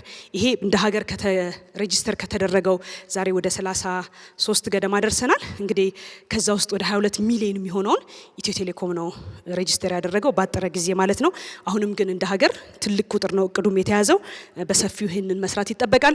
ይሁንና ከያዝነው እቅድ አንጻር በጣም ጥሩ ስራ ሰርተናል እንደ ኢትዮ ቴሌኮም ማለት ነው። ከሬጂስትሬሽን ባሻገር አይዲያቸውን ደግሞ ናሽናል አይዲያቸውን ፕሪንት ማድረግ የሚፈልጉ ዜጎች አሉ። ለነሱም ተደራሽ ለመሆን በርከት ያሉ የፕሪንተሮችን ለናሽናል አይዲ ፕሪንት ማድረግ የሚያስችል ፕሪንተሮችን ገዝተን አቅርበናል። ወደ 23 የሚሆኑ ወደ 20 የሚሆን የፕሪንት ዞን አለን። እንደዚሁም ደግሞ ፒክአፕ ሴንተር የምንላቸው ፕሪንት ካዘዙ በኋላ ዲጂታሊ ማዘዝ ይችላሉ። ደን መቀበል የሚፈልጉባቸው ቦታዎች ደግሞ ወደ 346 የሚሆኑ ፒክአፕ ሴንተሮች አሉን። በዛ አቅራቢያ ሄደው መውሰድ እንዲችሉ እድል ፈጥረናል ማለት ነው። በ6 ወሩ ብቻ 5.9 ሚሊዮን የሚሆኑ ዜጎች ፕሪንት እንድናረግላቸው ጥያቄ አቅርበው ወደ 5.8ቱን ፕሪንት አድርገናል ማለት ነው። በአማካኝ በቀን ወደ 46000 የሚሆኑ ዜጎች ፕሪንት ይጠይቃሉ። እኛም ወደ 32000 ፕሪንት እያስተናገድን ነው የምንገኘው ማለት ነው። በአዲስ አበባ ባለን አደረጃጀት በስድስቱም አቅጣጫ ይሄው የፒክአፕና ፕሪንት አገልግሎት እንሰጣለን። አገልግሎቱ የሚሰጥበት እንደምታዩት እንግዲህ ከኤክስፕረስ እስከ ስታንዳርድ ድረስ በ2 ሰዓት እንደዚሁም ደግሞ በ6 ሰዓት ይቅርታ በ2 ቀንና እንደዚሁም ደግሞ በ7 ቀን ነው ፕሪንት አገልግሎት እየሰጠን ያለ ነው። ይህንንም እንደ አንድ እንግዲህ ኢትዮ ቴሌኮም እንደዚህ አይነት ናሽናል ኮሎች ሲመጡ በመላው ሀገራችን ተደራሽ መሆን በሚችልበት መልኩ ሰፊ ስራ እያሰራ እንዳለ ለዲጂታል ኢትዮጵያ እውን መሆን ግንባር ቀደም ሚናውን እየተጫወተ እንደሆነ ማሳያ ነው ማለት ነው። ከዚህ በመቀጠል የምናየው ከቢዮንድ ኮኔክቲቪቲ የምንላቸው የኢንተርፕራይዝ እና ተዛማጅ ሶሉሽኖቻችንን ደግሞ በምን ያህል ደረጃ እያቀረበ እንደሆነ ነው። በጣም ሰፋ ያሉ በርካታ ፕሮጀክቶችን በተለይ ለገቨርንመንታል ኢንስቲትዩሽን ከዲጂታላይዜሽን ጋር ተያይዞ የሚሰሩ ስራዎችን እየሰራ ነው የምንገኘው ከትልልቅ ተቋማት ሚኒስትሪያል ተቋማት ጋር ጨምሮ ማለት ነው። ስማርት ሲቲ፣ ስማርት ካምፓስ የመሳሰሉ ግንባታዎችን እንደዚሁ እየሰራ ነው የምንገኘው። በአዲስ አበባ ላይ ብቻ ሳይሆን በመላው ሀገራችን እየተሰሩ ባሉ የስማርት ሲቲ ግንባታዎች ላይ ኢትዮ ቴሌኮም እንደዚሁ እየተሳተፈ የቴክኖሎጂ አቅርቦቶችንና ሌሎችንም አገልግሎቶች እየሰጠ ይገኛል ማለት ነው። ከጤና ሚኒስቴር ጋር እንደዚሁም ከኢሚግሬሽን ከሌሎችም ጋር የሚያስፈልጋቸውን ኢንተርፕራይዝ ሶሉሽኖች እንደዚሁ እያቀረብ ነው። እነዚህ ኮንትራቶች ናቸው። ረዘም ያሉ ኮንትራቶች ፉል ፍሌጅድ የሆኑ እንደየ ኢንተርፕራይዙ የሚያስፈልጉ የዲጂታላይዜሽን ስራዎች እንደዚሁም ደግሞ የዲጂታል ኢንፍራስትራክቸር ለየተቋማቶቹ እየገነባን እንገኛለን ማለት ነው። ከኔትወርክ እስከ ኢንተርፕራይዝ ሶሉሽን ድረስ ማለት ነው። ከኢኮሜርስ አንጻር እንግዲህ ለአገልግሎት ካበቃ ነው ወደ 7 ወር የሆነው የዘመን ገበያ ናሽናል ኢኮሜርሳችን ነው። ኢንተግሬትድ የሆነ ሎጂስቲክ ሶሉሽን ያለው እንደዚሁም ደግሞ ቨርቹዋል ሾፕ ለትሬደሮች በጣም አመቺ ሆነ አፕ ያለው ኢንተግሬትድ የሆነ የኢኮሜርስ ፕላትፎርም አለን ዘመን ገበያ። ይሄም በእጅጉ አሁን ላይ እያደገ ያለ ነው። እንደምታውቁት እንግዲህ የኢኮሜርስ ፕላትፎርም መኖሩ ብቻ በቂ አይሆንም። ከዛ ጋር ተዛማጅ የሆኑ የፖሊሲ የካልቸር አጠቃቀም ሁኔታዎችን ማስፋት ይጠበቅብናል። ይሁንና ግን ከተጀመረበትም አሁን ስናየው እንግዲህ ወደ 7 ወር ገደማ ወደ 34,000 የሚሆኑ ትራንዛክሽኖችን አስተናግደናል ማለት ነው። ወደ 119 ሚሊዮን የሚሆን ቫልዩ ያላቸው ማለት ነው። ዋናው ቁም ነገር ግን ይሄ ፕላትፎርም መዘረጋቱ አንድ፣ ሁለተኛ መርቻንቶች ይህንን ቨርቹዋል ሾፕ ተጠቅሞ ፕሮዳክቶቻቸውን ወደዛ ማስገባት ዲፋይን ማድረግ ካልቸሩን ስታብሊሽ የማድረግ ስራ ትልቁ ነው ማለት ነው። ስለዚህ ከዛ አንጻር ወደ 464 የሚሆኑ መርቻንቶች ወይም ነጋዴዎች ቨርቹዋል ሾፕ ኖሯቸዋል ማለት ነው ዘመን ገበያ ላይ። ስለዚህ ፕሮዳክቶቻቸውንም ወደ 18,000 የሚሆኑ ፕሮዳክቶች እዚሁ ፕላትፎርም ላይ አስገብተዋል ማለት ነው። በሂደት ያሉ ደግሞ በርከት ያሉ መርቻንቶች አሉ ወይም ነጋዴዎች ወደ 800 የሚሆኑ ነጋዴዎች ኦንቦርድ ለማድረግ በሂደት ላይ ኮንትራት እየፈረሙ ያሉ ይገኛሉ ማለት ነው። ስለዚህ በርከት ያሉ ስራዎችን ነው እየሰራን ያለ ነው። ዘመን ገበያን ተመልክቶ ብዙዎቻችሁ እንዳያችሁት በተለይ በአዲስ አመት በኢትዮጵያ አዲስ አመትና እንደዚሁም በቅርቡ በነበረው የገና በዓል ጋር ተያይዞ አውጥተን የነበሩ ፕሮሞሽናል የሆኑ ስራዎች በከፍተኛ ሁኔታ ትራንዛክሽኑ እንዲጨምር አስችሏል ማለት ነው። ስለዚህ ከአቅራቢዎች ጋር ከአምራቾች ጋር እንደዚህ ከመሳሰሉት ቫልዩ ቼን ላይ ካሉት ስቴክሆልደሮች ጋር በቅርበት መስራትና ይህንን ማስፋት ይጠበቃል። ናሽናል የኢኮሜርስ ኮሚቴም አለ እዛ ውስጥ ኢትዮ ቴሌኮም ሜምበር ነው። ይህንን የማሳደግ ከፖሊሲ አንጻር ማስተካከል የሚገባን ነገሮች ያስተካከልን፣ እንደ ሀገር ደግሞ ባህሉን እያሳደግን ወደዛ የመምጣት ስራ በሰፊው እየተሰራ ነው የሚለውን መውሰድ እንችላለን። ሌላኛው ኢትዮ ቴሌኮም አሁንም ቢዮንድ ብሎ ካስቀመጣቸው ኢትዮጵያም እየተከተለች ያለውን የግሪን ኢኮኖሚ ግንባታ ከማገዝ አንጻር ሁላችሁም እንደምታስታውሱት እንግዲህ ባለፈው አመት ፌብሩዋሪ 2025 ያስጀመር ነው የመጀመሪያው እንግዲህ የኢትዮ ቴሌኮም ኢቪ ቻርጂንግ ስቴሽን አለ በቦሌ አካባቢ ያስጀመር ነው የነበር ነው። ይሄንን ደንበኞቻችን እንደዚሁም እንደ ሀገር ስናየው የኤሌክትሪክ መኪና ተጠቃሚዎቻችን እያደጉ ናቸው ያሉት። ይሄ ኢንፍራስትራክቸር እንዲስፋፋ ይፈልጋሉ። በአዲስ አበባ ብቻ ሳይሆን ከአዲስ አበባ ውጭ ባሉ ከተሞች ከከተማ ወጥተን መመለስ እንድንችልም ይሄ ኢንፍራስትራክቸር መስፋፋት አለበት ብለው እናንተም የሚዲያ አጋሮቻችን ከዚህ ቀደም ይሄን አናውንስ ስናደርግ ጠይቃችሁን ነበር። ከዚሁም ጋር በተያያዘ ማስፋፊያ እየሰራን ነው። በዚህ ባጠናቀቅነው 6 ወር ብቻ የተወሰኑ ተገንብተው አልቀው አገልግሎት ለምሳሌ ሲኤምሲ ያለው ጣቢያችን የኢቪ ስቴሽን ለአገልግሎት በቅቷል ማለት ነው። ለዚህ ከተጀመረ አንጻር ካየ ነው ይህ የገነባ ነው የኢቪ ቻርጂንግ ስቴሽን ምን ያህል ደንበኞችን ወይም ደግሞ መኪኖችን አገለገለ ብለን ከወሰድን ወደ 194,000 የሚሆኑ መኪኖች በዚህ ጣቢያ ላይ ሪቻርጅ ማድረግ ችለዋል ወይም ደግሞ ኢነርጃይዝ ማድረግ ችለዋል የሚለው መውሰድ እንችላለን። ወደ 5.1 ሚሊዮን ኪሎዋት የሚሆን ኢነርጂ ተጠቅመዋል ማለት ነው። ወደ 7.2 ሚሊዮን የሚሆን ኪሎግራም ደግሞ ካርቦን ኢሚሽን ሬዲዩስ አድርገናል ማለት ነው። ይሄ በኢንዱስትሪ ቋንቋ እንግዲህ ሲገመት ወደ 36,000 ቨርቹዋል ዛፎችን እንደተከልን ወይም ይሄንን ካርቦን ኢሚሽን ወደ ኢንቫይሮንመንቱ ለቀ ነው ቢሆን ይሄንን ሬዲዩስ ለማድረግ ይሄን ያህል ዛፍ ያስፈልግ ነበር እንደማለት ነው በሌላ ቋንቋ። ይሄ ደግሞ ስታዩት በ6 ወሩ ነው። ስለዚህ በየጊዜው ይሄ በ6 ወሩ ነው። ቅድም የጠቀስኩላችሁ 194 ከባለፈው አመት ከጀመርንበት ነው። ባጠረ ጊዜ እንግዲህ ማስፋፊያው በተደረገ ቁጥር በጣም በርካታ የኤሌክትሪክ መኪና ተጠቃሚዎች ተገልጋዮች ይሄንን ፋሲሊቲ ኢንፍራስትራክቸር እየተጠቀሙ እንደሆነ ያሳያል ማለት ነው። በአጠቃላይ ኩባንያችን እየዘረጋቸው ያሉት መሰረተ ልማቶችና ቀደም ብሎ የዘረጋቸውንም ከማስተዳደር አንጻር እንደዚሁም ኢንዱስትሪው በሚጠይቀው ክህሎት ብቃት እና ሊደርሺፕ አንጻር የሂውማን ካፒታሉንም እንደዚሁም እየገነባ ይገኛል ማለት ነው። ታለንት ዴቨሎፕመንት የምንለው ከስልጠና ከሰርቲፊኬሽን ከዚህ ጋር የተያያዙ ጉዳዮችን እንደዚሁም ካደረጃጀት አንጻር ቀደም ብዬ የጠቀስኳቸው መሰረተ ልማቶች ለማስተዳደር እንደዚሁም ደግሞ አፕግሬድ ለማድረግ ካፓሲቲ ለመጨመር ፕሮጀክት ኤክስኪዩት ለማድረግ ባጠረ ጊዜ ማለት ነው የምንፈልጋቸውን በርካታ ፕሮጀክቶቻችንን በራሳችን ነው የምንሰራው። ስለዚህ ይሄ በሂውማን ካፒታሉ ላይ ዲፔንድ ያደረገ ነው ማለት ነው። በሰራተኛው በሊደርሺፑ ላይ ዲፔንድ ያደረገ ነው። ስለዚህ ይሄንን መምራት የሚችል ዘለቄታዊነት እንዲኖረው ስትራቴጂያችንን ኤክስኪዩት የማድረግ ቢዝነሳችንም እንደዛው ማለት ነው። ዲጂታል ኢትዮጵያን ኦን ከማድረግም አንጻር በየጊዜው እንግዲህ ሂውማን ካፒታላችንም የተፈተሸ አጠቃላይ የሰራተኞቻችን ቁጥር 44000 ገደማ ሲሆን 16000 የሚሆነው ቋሚ የቀረው ደግሞ እንደዚሁ የኮንትራት ሰራተኞቻችን ናቸው ወደ 27000 የሚሆኑት ማለት ነው።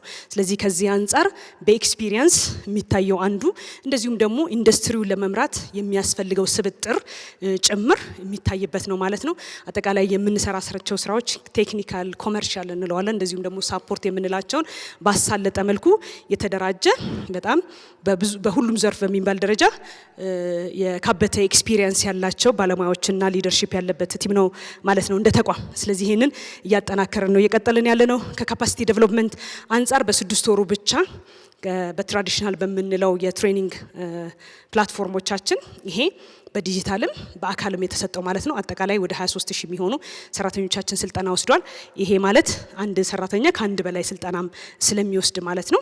እንደዚሁም ከሊንክድን ጋር ትልቅ ስትራቴጂክ አጋርነት አለን።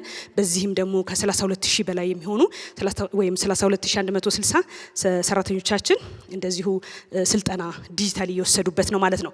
ለዚህ የተቀረጹ ኮርሶች አሉ ግዴታ እያንዳንዱ አመራር ሰራተኛ ሊወስደው የሚገባው ማለት ነው። በተለይ አድቫንስ እያደረጉ የመጡ ቴክኖሎጂዎችን የመረዳት እንደዚሁም ደግሞ አኳየር የማድረግ ተግባራዊ ማድረግ ቀደም ብዬ እንዳልኩት የመተንተን አቅም እንዲኖረን እነ 5G AI ክላውድ የመሳሰሉት ጉዳይ ላይ ስልጠናዎች እየወሰዱ ነው የሚገኙት ባለሙያዎቻችን ማለት ነው። እንዲሁም አመራሩ በ6 ወር ውስጥ 692 የሚሆኑ ሰራተኞቻችን በተለያየ ዘርፍ ሰርቲፋይድ ሆነዋል ማለት ነው። ኢንተርናሽናል ሰርቲፊኬሽን ማለት ነው። ይሄ የ6 ወሩ ብቻ ነው። ይሄ ተቋማችን የማስፈጸም አቅሙን እያጠናከረ የሚቀጥልበት ኢንተርቬንሽናችን ነው ማለት ነው።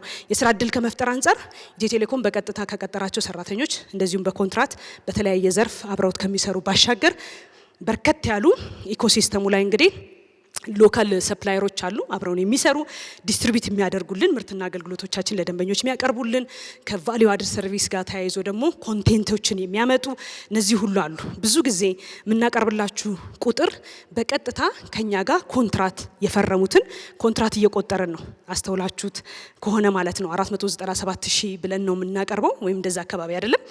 ነገር ግን እያንዳንዱ ከኛ ጋር ኮንትራት የፈረመና የሚሰራ ተቋም በትንሹ 3 ሰራተኛ ይኖራል። በትንሹ በቀጣይ የምናደርገው አብረውን የሚሰሩ ፓርትነሮችን መረጃቸውን የሰው ኃይል ቁጥራቸውን ሰብስበን ሴክተሩ በዚህ ዘርፍ ማለት ነው ምን ያህል የስራ እድል ፈጠረ የሚለው ኢትዮ ቴሌኮም ዲጂታሊ ኢትዮጵያን ኢምፓወር ማድረግ ብቻ አይደለም እየሰራ ያለው ስራ እድልም እንደዚሁም ኢኮኖሚክ ኦፖርቹኒቲም እየፈጠረ ነው ያለው። ይሄም መተንተን አለበት ማለት ነው።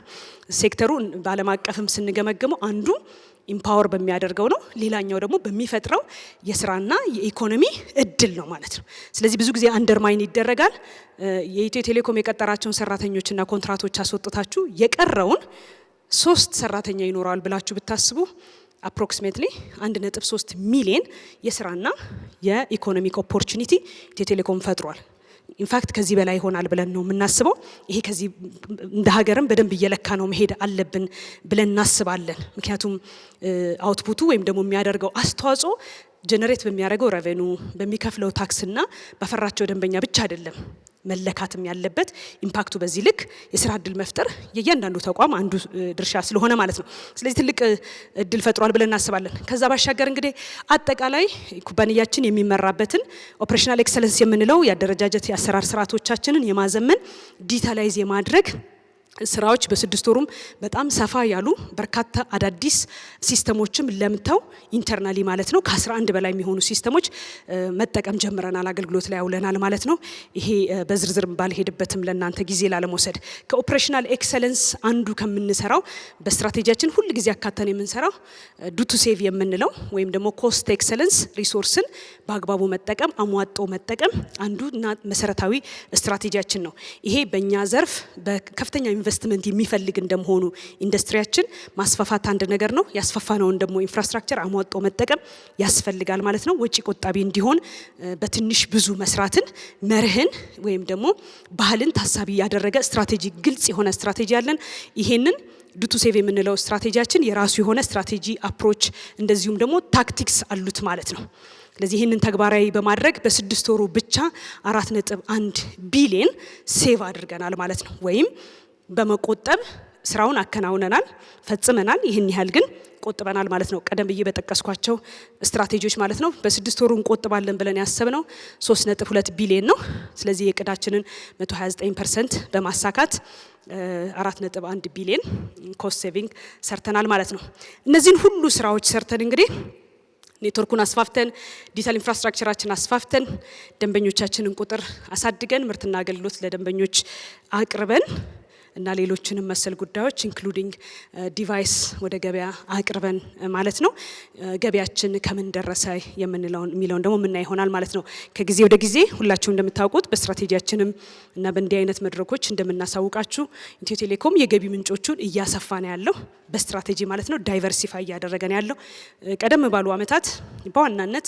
የገቢ ምንጩ የነበረው ከሚሰጠው የሞባይል ድምጽ አገልግሎት ላይ ቤዝ ያደረገ ትልቁን ላይን ሼሩን የሚወስደው እሱ ነው የነበረው አሁን ላይ ግን እንደምታዩት የኢትዮ ቴሌኮም የገቢ ምንጭ እየሰፋ ነው ያለው ማለት ነው በዚህም በኔክስት ሆራይዘን ስትራቴጂ እንደ ስትራቴጂ ይዘን እየሰራን ያለ ነው ዳይቨርሲፊኬሽን ነው ስለዚህ የሬቬኒው ስትሪሞቻችንንም በዚሁ አስፍተናል የሚለውን ለመግለጽ ያህል ነው ዋና የገቢ ምንጮቻችን ከድምጽ ከዴታ አገልግሎት ኢንተርናሽናል የምንላቸው በውጭ ምንዛሬ ገቢ የሚያስገኙልን አገልግሎቶቻችን ቴሌብር ኢንተርፕራይዝ ሶሉሽኖች ቀደም ብዬ ጠቀስኳቸው ሰፋፊ የገቨርንመንት ፕሮጀክቶች ኢንተርፕራይዝ ተቋማቶች ጋር የምናቀርባቸው አገልግሎቶች እነዚህ ሁሉ የጨመረ ነው ማለት ነው የገቢ ምንጫችን ማለት ነው እንደዚሁም መጠነኛም ቢሆን ደግሞ የኢንፍራስትራክቸር ሼር ሌላው የገቢ ምንጫችን ነው ማለት ነው እነዚህን ሁሉ አካቶ በ6 ወሩ 85 ቢሊዮን ኢትዮጵያ ብር ሬቬኒው ጀነሬት አድርገናል ማለት ነው ይሄ ከቅዳችን አንፃር 81%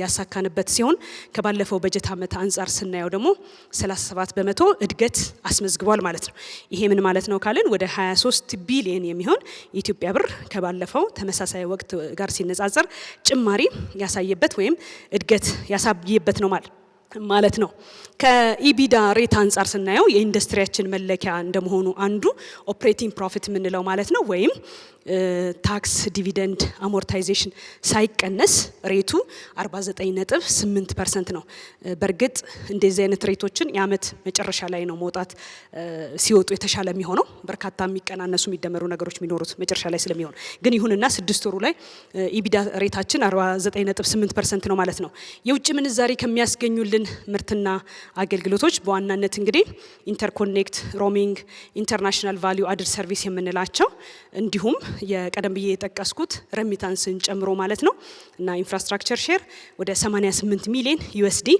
በ6 ወር ውስጥ ጀነሬት ለማድረግ ችለናል ማለት ነው ይሄም የቅዳችንን 83% እንድናሳካ ረድቶናል ማለት ነው አጠቃላይ ገቢያችን ይሄን ይመስላል ቀደም ብዬ እንደተጠቀስኩላችሁ እንግዲህ ኢትዮ ቴሌኮም በርካታ የማስፋፊያ ስራዎችን እየሰራ ነው የደንበኛ ቁጥሩንም እንዲሁ እያሳደገ ነው ቀደም ብሎ ከምናደርገው ከነበረው በየአመቱ እንግዲህ የሬቬኒው እድገታችንን ስናሰላ በአማካኝ ስንጨምር ከነበረው ወይም ስናድግ ከነበረው በጣም ሰፋ ባለ ነው ለማደግ በዚህ አመትም ከ74% በላይ ለማደግ ነው ህልም አድርገን እየሰራን ያለ ነው ከባለፈው አመት አንፃር ስታዩት ከፍተኛ እድገት ቢኖረውም ከቅዳችን አንፃር ደግሞ 81% ያሳካንበት ነው ሬቬኒው እንዲያድግ አስተዋጽኦ ያደረጉ ዋና ጉዳዮች ቀደም ብዬ የጠቀስኳቸው እንዳሉ እንደተጠበቁ ሆነው በቁጥር ለማየት ያህል አንደኛው የዳታ ትራፊካችን ማደግ ነው የዳታ ትራፊካችን ከባለፈው በጀት ዓመት አንፃር ሲታይ 46.6 ወይም ደግሞ ወደ 47% የሚሆን እድገት አሳይቷል ማለት ነው ይሄ በከፍተኛ ሁኔታ ወደ ዲጂታል እያደረግነው ዲጂታል ትራንስፎርሜሽናችን ይሄ ጉዞ እንዴት እያደገ እንደሆነ እያንዳንዱ ደንበኛ የኢንተርኔት አጠቃቀሙ ወይም ደግሞ ከዲጂታል ሰርቪሶች ጋር ያለው አጠቃቀም እያደገ መሆኑን የሚያሳይ ነው ማለት ነው እንደዚሁም ከድምጽ አንፃር ስታዩት በጣም ነው የሚገርማችሁ 10% ነው እድገቱ አድጓል አዎ ስለዚህ ወዴት ሽፍት እያደረግን ነው የሚለው የሚያሳየው እንግዲህ ወደ ዴታ ሽፍት እያደረግን መሆናችን እና ወደ ኢንተርኔት ያሳያል 47% ነው የዴታና ኢንተርኔት የቮይሱ ደግሞ 10% ያደገበት ነው እንደዚሁም ሌላኛው ሬቬኒዋችን ማደግ አስተዋጽኦ ካደረጉ ትራፊኮች መካከል የኢንተርኮኔክት ነው ኢንተርኮኔክት ያው የውጭ ምንዛሪ የምናገኝበት ቀደም ብዬ የጠቀስኩት ነው ማለት ነው እሱም እንደዚሁ በ12.8% ያደገበት ነው ማለት ነው ስለዚህ ሁሉም ስታዩቸው በሰፊው የትራፊክ እድገት አለው ማለት ነው ምናልባት ከሬቬኒው ማደግ ጋር ተያይዞ በተለይ በቅርቡ ያደረግነው መጠነኛም ቢሆን የፕራይስ ማሻሻያ ያደረግነው አለ። እሱ ዲሴምበር ላይ ወይም የስድስት ወሩ ማጠናቀቂያ አካባቢ ላይ የተደረገ ስለሆነ ለስድስት ወሩ አፈጻጸም ኮንትሪቢዩት ያደረገው ይሄ ነው የሚባል ነገር ለጊዜው የለውም ማለት ነው። ከዚህ በኋላ ባለው ነው ሁለተኛ ሴሚስተር ላይ ነው የምናየው ማለት ነው። ዋና ዋና ብዬ ስጠቅስ እሱ ሴት ሄደ እንዳትሉ ብዬ ነው ከወዲሁ ብሪፍ ላርግ ብዬ ነው። ስለዚህ ሬቬኒው ይህን ያህል ጀነሬት አድርገናል። ከከፈልናቸው ትልልቅ ክፍያዎች በስድስት ወር ውስጥ ማለት ነው አንዱና መሰረታዊ የምንለው ደግሞ ታክስ ነው ማለት ነው። ታክስ ቀጥታና ተዘዋዋሪ የምንለው ታክስ የምንከፍለው ማለት ነው። እንደምታዩት እንግዲህ 35.6 ቢሊዮን ታክስ በስድስት ወሩ ብቻ ከፍለናል ማለት ነው። ስለዚህ የኢትዮ ቴሌኮም ኮንትሪቢሽን ለሀገር ግንባታ ኢትዮጵያን ዲጂታሊ ኢምፓወር ማድረግ ሞር ኮኔክት ማድረግ አንዱና መሰረታዊ ነገር ሲሆን እንደዚሁም ደግሞ በገቢም ጭምር ደግሞ ለሌሎች ልማቶች በታክስና በመሳሰሉት ከፍተኛ ኮንትሪቢሽን ወይም ደግሞ ቀዳሚ ኮንትሪቢሽን ካላቸው ተቋማት መካከል አንዱ ነው። ስለዚህ በስድስት ወሩ ብቻ 35.6 ቢሊዮን ታክስ ከፍለናል። ይሄም ዳይሬክቱ እንደምታዩት እንግዲህ ወደ 19 ቢሊዮን የሚጠጋው ዳይሬክት ነው ማለት ነው። ሌሎቹ ኢንዳይሬክት ናቸው ማለት ነው። ከባለፈው ዓመት አንጻር ስታዩት በከፍተኛ ሁኔታ ያደገበት ነው። ምናልባትም ከባለፈው ዓመት ለንጽጽር እንዲረዳችሁ የባለፈው ዓመት በበጀት ዓመቱ መጨረሻ የከፈል ነው የኢምፕሎይ ታክስን ጨምሮ ማለት ነው ወደ 43.3 ቢሊዮን ነው በ12 ወሩ። አሁን በስድስት ወር 35.6 እያልን ነው። ይሄ ምን ማለት እንደሆነ በደንብ ትረዱታላችሁ ማለት ነው። ስለዚህ ትራንዛክሽኑ መጨመሩ ሬቬኒው መጨመሩ ለታክስ ክፍያውን ቀጣይ እንግዲህ ለስቴት ዴቨሎፕመንት ለሚኖረው ኮንትሪቢሽን ትልቅ አስተዋጽኦ አድርጓል ብለን እናስባለን። ሌላው ኢትዮ ቴሌኮም በዳይቨርሲፊኬሽን እየሰራቸው ካሉ ስራዎች መካከል ቢዮንድ ኢትዮጵያ ማርኬት የምንሰራቸውን ስራዎች ማስፋት ማርኬታችን የማስፋት ስራ እንግዲህ በኔክስት ሆራይዘን በተለይ ትኩረት ከተሰጠባቸው የዳይቨርሲፊኬሽን አንዱ መሰረታዊ የምንለው ዳይቨርሲፊኬሽን እንግዲህ በፕሮዳክትም አለ በፕሮዳክት ፖርትፎሊዮ እንደዚሁም ደግሞ በማርኬትም ማስፋት ዳይቨርሲፊኬሽን ብለን ይዘናል ማለት ነው። በስድስት ወር ውስጥ ካደረግነው ነገር አንዱ ከሀገራችን ውጪ ካሜሮን ላይ ካምቴል ከተሰኘው የናሽናል ኦፕሬተር ጋር የሰርቪስ ሌቭል አግሪመንት ፈጽመናል። የ3 አመት የሚሆን ማለት ነው። ይሄ በዋናነት ቀደም ብዬ ጠቀስኩት ኢትዮ ቴሌኮም መሰረተ ልማትን ፕላን ለማድረግ ዲዛይን ለማድረግ እንደዚሁም ደግሞ ዲፕሎይ ለማድረግ ያለውን አቅም ተጠቅመን እነሱ በዚህ ዙሪያ ላይ ለሚፈልጉት የኮንሰልተንሲና እንደዚሁም ደግሞ ግንባታውም ላይ ባለሙያዎቻቸውን ሰራተኞቻቸውን በማሰልጠን በፕሮጀክት ኤክስኪዩሽን ጭምር ለማገዝ አንዱ ዊንግ ሲሆን ሌላኛውና ትልቁ መሰረታዊ የሚባለው ደግሞ ቴሌብርን እንደዚሁም በእነሱም ሀገር ለማስፋት ተመሳሳይ ዲፕሎይመንት እንድናደርግ የጠየቁበት ነው ማለት ነው። ከዚህ አንጻር ስራዎች እየተከናወኑ ናቸው ያሉት። በቀጥታ የውጭ ምንዛሪ የምናገኝበት እንደዚሁም ከኢትዮጵያ ማርኬት ወጥተን የምንሰራበት እድል የተፈጠረበት በጋራ ደግሞ ዲጂታል አፍሪካን አድቫንስ የምናደርግበት እድል የተፈጠረበት ነው ማለት ነው። ሌሎችም እንደዚሁ እየሰራናቸው ያሉ የማርኬትን ከማስፋት ጋር ተያይዞ ጥናቶች ውይይቶች አሉ። ሲቋጩ እንደዚሁ ደግሞ ለእናንተም ለፐብሊኩም የምናሳውቀው ይሆናል ማለት ነው። አንዳንዶች ወደ ጫፍ የደረሱ አሉ። አንዳንዶች ደግሞ ብዙ ስትራቴጂክ ዲስከሽኖች አሁንም ባክ ኤንድ ፎርዝ የሚፈልጉ ናቸው ማለት ነው። ይሄ ማርኬትን ከማስፋት አንጻር የሰራ ነው። በአጠቃላይ ኩባንያችን ሶሻሊ ሬስፖንሲብል የሆነ ተቋም ነው። ስለዚህ በተለያዩ መስኮች ደግሞ ሶሻል ሬስፖንሲቢሊቲውን የሚወጣባቸው በስትራቴጂው የተካተቱ ትኩረት የተሰጠባቸው አቅጣጫዎች አሉ።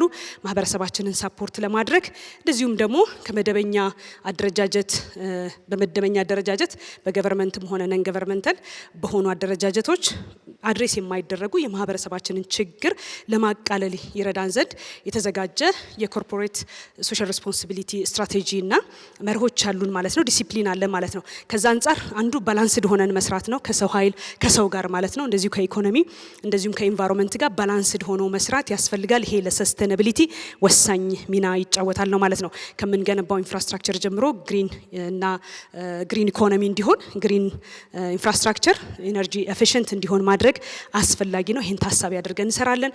እንደዚሁም ደግሞ ሰውን ታሳቢ ያደረገ የምናመጣቸው ቴክኖሎጂዎች ሶሉሽኖች የሰው ልጅን ህይወት የሚያቀል የሚያዘምን ቫልዩ አድ የሚያደርግ ችግሮቹን የሚፈቱለት ፕሮብሌም ሶልቭ የሚያደርጉ እንዲሆኑ ታሳቢ አድርገን እንሰራለን። እንደዚሁም አካታች እንዲሆን በማድረግ ቀደም ብዬ የጠቀስኳቸው ስራዎች ሁሉ በተደራሽነትና በአካታችነት መርህ እየሰራን ነው የምንገኘው። የስራ እድልም እንደዚሁም ከመፍጠር አንጻር ማለት ነው።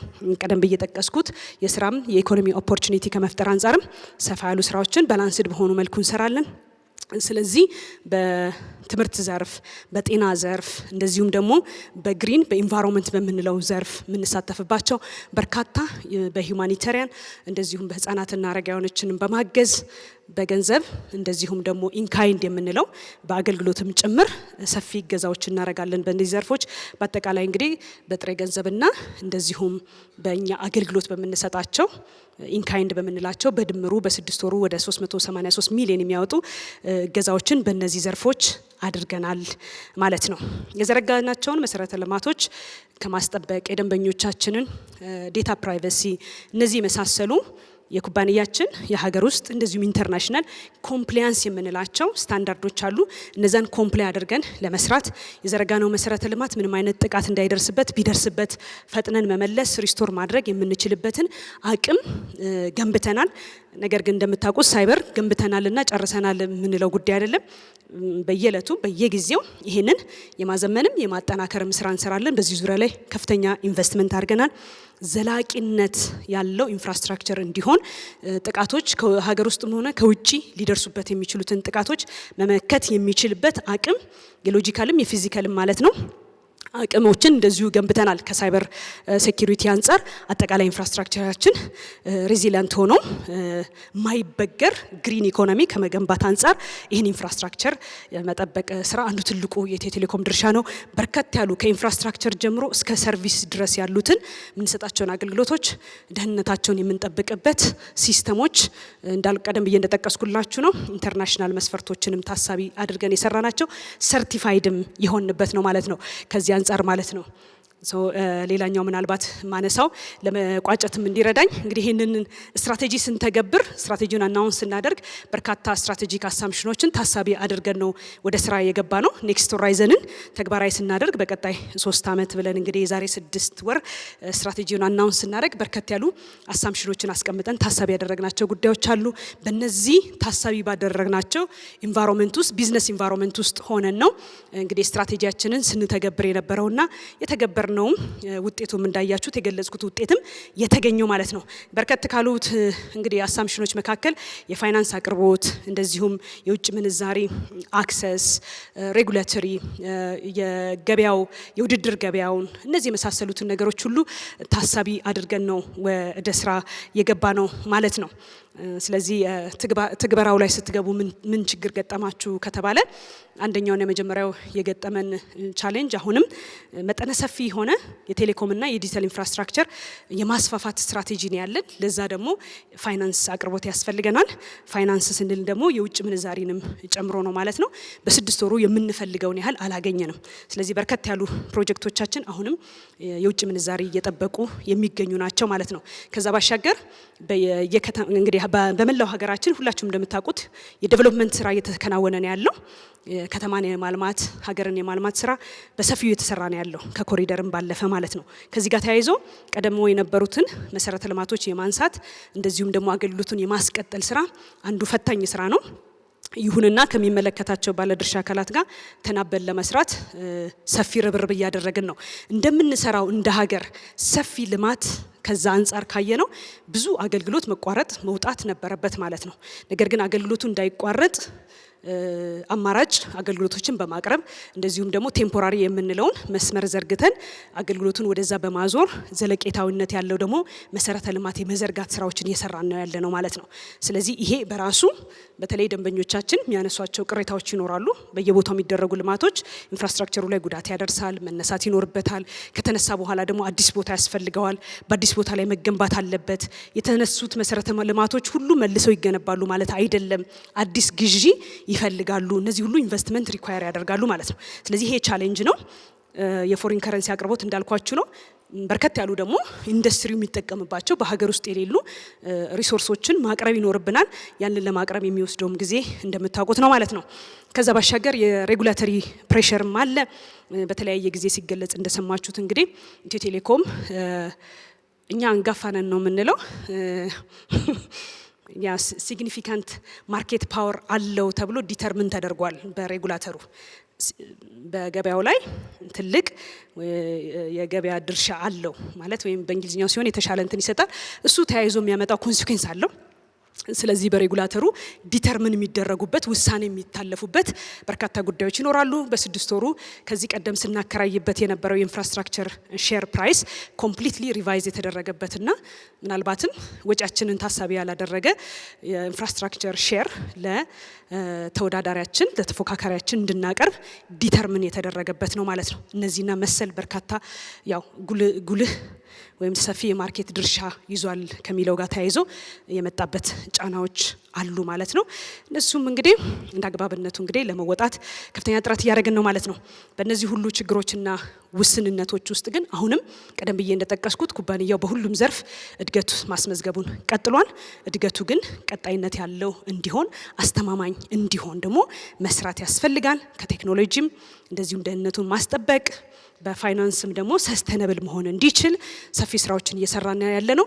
ኩባንያችን በአደረጃጀቱ በሊደርሺፑ ኮሚትድ የሆነ ሰራተኛ ቅድም እንዳያችሁት ስብጥሩ በኤክስፒሪየንሱም እንደዚሁም ደግሞ አጠቃላይ ያለው ክህሎትም የገጠሙትን ችግሮችና ኮሚትመንቱ በተለይ ሰራተኛና ማኔጅመንቱ ለኩባንያው ያለው መሰጠት በርካታ ችግሮችን ለመጋፈጥም ሌሎች ኦልተርኔቲቮችን እየፈለገ አልፎ ለመሄድ ለመሻገር ኩባንያችን ለማስቀጠል ትልቅ እድል ፈጥሮለታል ማለት ነው። ከዚህ በፊት የሰራቸው በርካታ ስራዎች በተለይም ደግሞ አፎርደቢሊቲ ላይ እንደምታስታውሱት ከ2018 ጀምሮ ማህበረሰባችን የዘረጋነው መሰረተ ልማት እና እንደዚሁም የምናመጣቸውን ሶሉሽኖች መጠቀም እንዲችል አካታች ተደራሽ እንዲሆን በሰፊው አፎርደቢሊቲ ላይ ሲሰራ ቆይቷል። ያም በዓለም አቀፍ ደረጃ ቺፐስት የሚባል ኦፕሬተር እንዲሆን አድርጎታል ማለት ነው። ይሄ በአይቲዩ እና በሌሎች ይሄንን የሚመዝኑ አካላት የተሰጠው ስያሜ ነው ማለት ነው። ይህን ያደረገበት በዋናነት ኩባንያችን ቀደም ብዬ እንደጠቀስኩት እንግዲህ ያያችሁት የደንበኛ ቁጥር ያደገበት ምክንያት ኢትዮጵያ ባጠረ ጊዜ ዲጂታል ትራንስፎርሜሽን ላይ ያመጣችውን ውጤት እንድታስመዘግብ ትልቁን ሚና አስቻይ ሚና ከተጫወተው አንዱ ዜጎች በተመጣጠነ ዋጋ የቴሌኮም አገልግሎት እንዲያገኙ ቀደም ብለን የሰራ ነው ስራ ነው ማለት ነው። ይሄ አሁንም እንደ ሰክሰስ ፋክተር ነው የምንወስደው። ምንም እንኳን ከሬጉሌተሪ አንጻር ፕሬሸር የገጠመው ቢሆንም ባነሰ ወይም በቺፕ ዋጋ ማቅረብ ተገቢ አይደለም የሚል እንትን ተሰጥቶታል። ያ እንዳለ ሆኖ ግን ለኢትዮጵያ ያስመዘገበው ነገር ደግሞ ሁላችንም የምናውቀው ነገር ነው፣ እኛም የምንኮራበት ነው ማለት ነው። ስለዚህ ከዚህ ባሻገር ኦፕሬሽናል ኤክሰለንስ ላይ እንደዚሁም ሪሶርሳችን አሟጠን መጠቀም ኮስት ሴቪንግ ላይ የሰራናቸው ስራዎች አሁንም ኩባንያችን በሁሉም ዘርፍ በእድገት እንዲቀጥል ረድቶታል። ሶሻሊ ሪስፖንሲብል መሆን ለህብረተሰባችን በሚያጋጥሙ ችግሮች ምላሽ የሚሰጥባቸው በተለይ ደግሞ በሩራል ኤሪያ ላይ ያለውን በገጠራማ አካባቢ ያለውን ማህበረሰባችንን ለማገልገል የምናደርገው ማስፋፊያ ትልቅ አቅምም ሆኖልናል ማለት ነው። አንዱ የስኬታችን ምንጭ ነው ብለን እንወስዳለን። እነዚህና የመሳሰሉ እንግዲህ አቅሞቻችንን ይዘን አሁንም እድገታችንን እና ዲጂታል ኢትዮጵያን እውን ማድረጋችንን አጠናክረን ቀጥለናል። በርካታ አገልግሎቶች አውጥተናል። ከትልልቅ ፓርትነሮች ጋር እንደዚሁም ስትራቴጂካሊ አላያንስ የፈጠርንበት በሀገር ውስጥም ከሀገር ውጭም ያሉ ማለት ነው ስንሰራ የቆየንበት ነው ማለት ነው። ኩባንያችን በባለፈውን በጀት ዓመት እንደምታስታውሱት እንግዲህ ፕላቲኒየም ነምበር 1 ታክስ ፔየር ሆኖ ደግሞ ሪኮግናይዝም የተደረገበት ነው ማለት ነው እና በርካታ ጉዳዮች የፈጸምንበት ነው። በአጠቃላይ ውድ ደንበኞቻችን እንደዚሁም የሚዲያ አጋሮቻችን ስለ አብሮነታችሁ እጅግ አድርገን እናመሰግናለን። ኢትዮ ቴሌኮም አሁንም ዲጂታል ኢትዮጵያን እውን ማድረጉን አጠናክሮ ይቀጥላል። ይህንን ደግሞ ተሞክሮን በኮንቲኔንታችንም በአፍሪካም እንደዚሁ እያሰፋ የሚቀጥልበት ነው የሚሆነው ማለት ነው። ስላዳመጣችሁኝ ስለነበረን ጊዜም ሰፋ ያለ ጊዜ ወስጃለሁ። ያው ከኩባንያው ስፋትና የምንሰጠውም አገልግሎት እየሰፋ ማምጣቱንም በደንብ የሚያሳይ ነው ማለት ነው። እጅግ አድርጌ አመሰግናለሁ።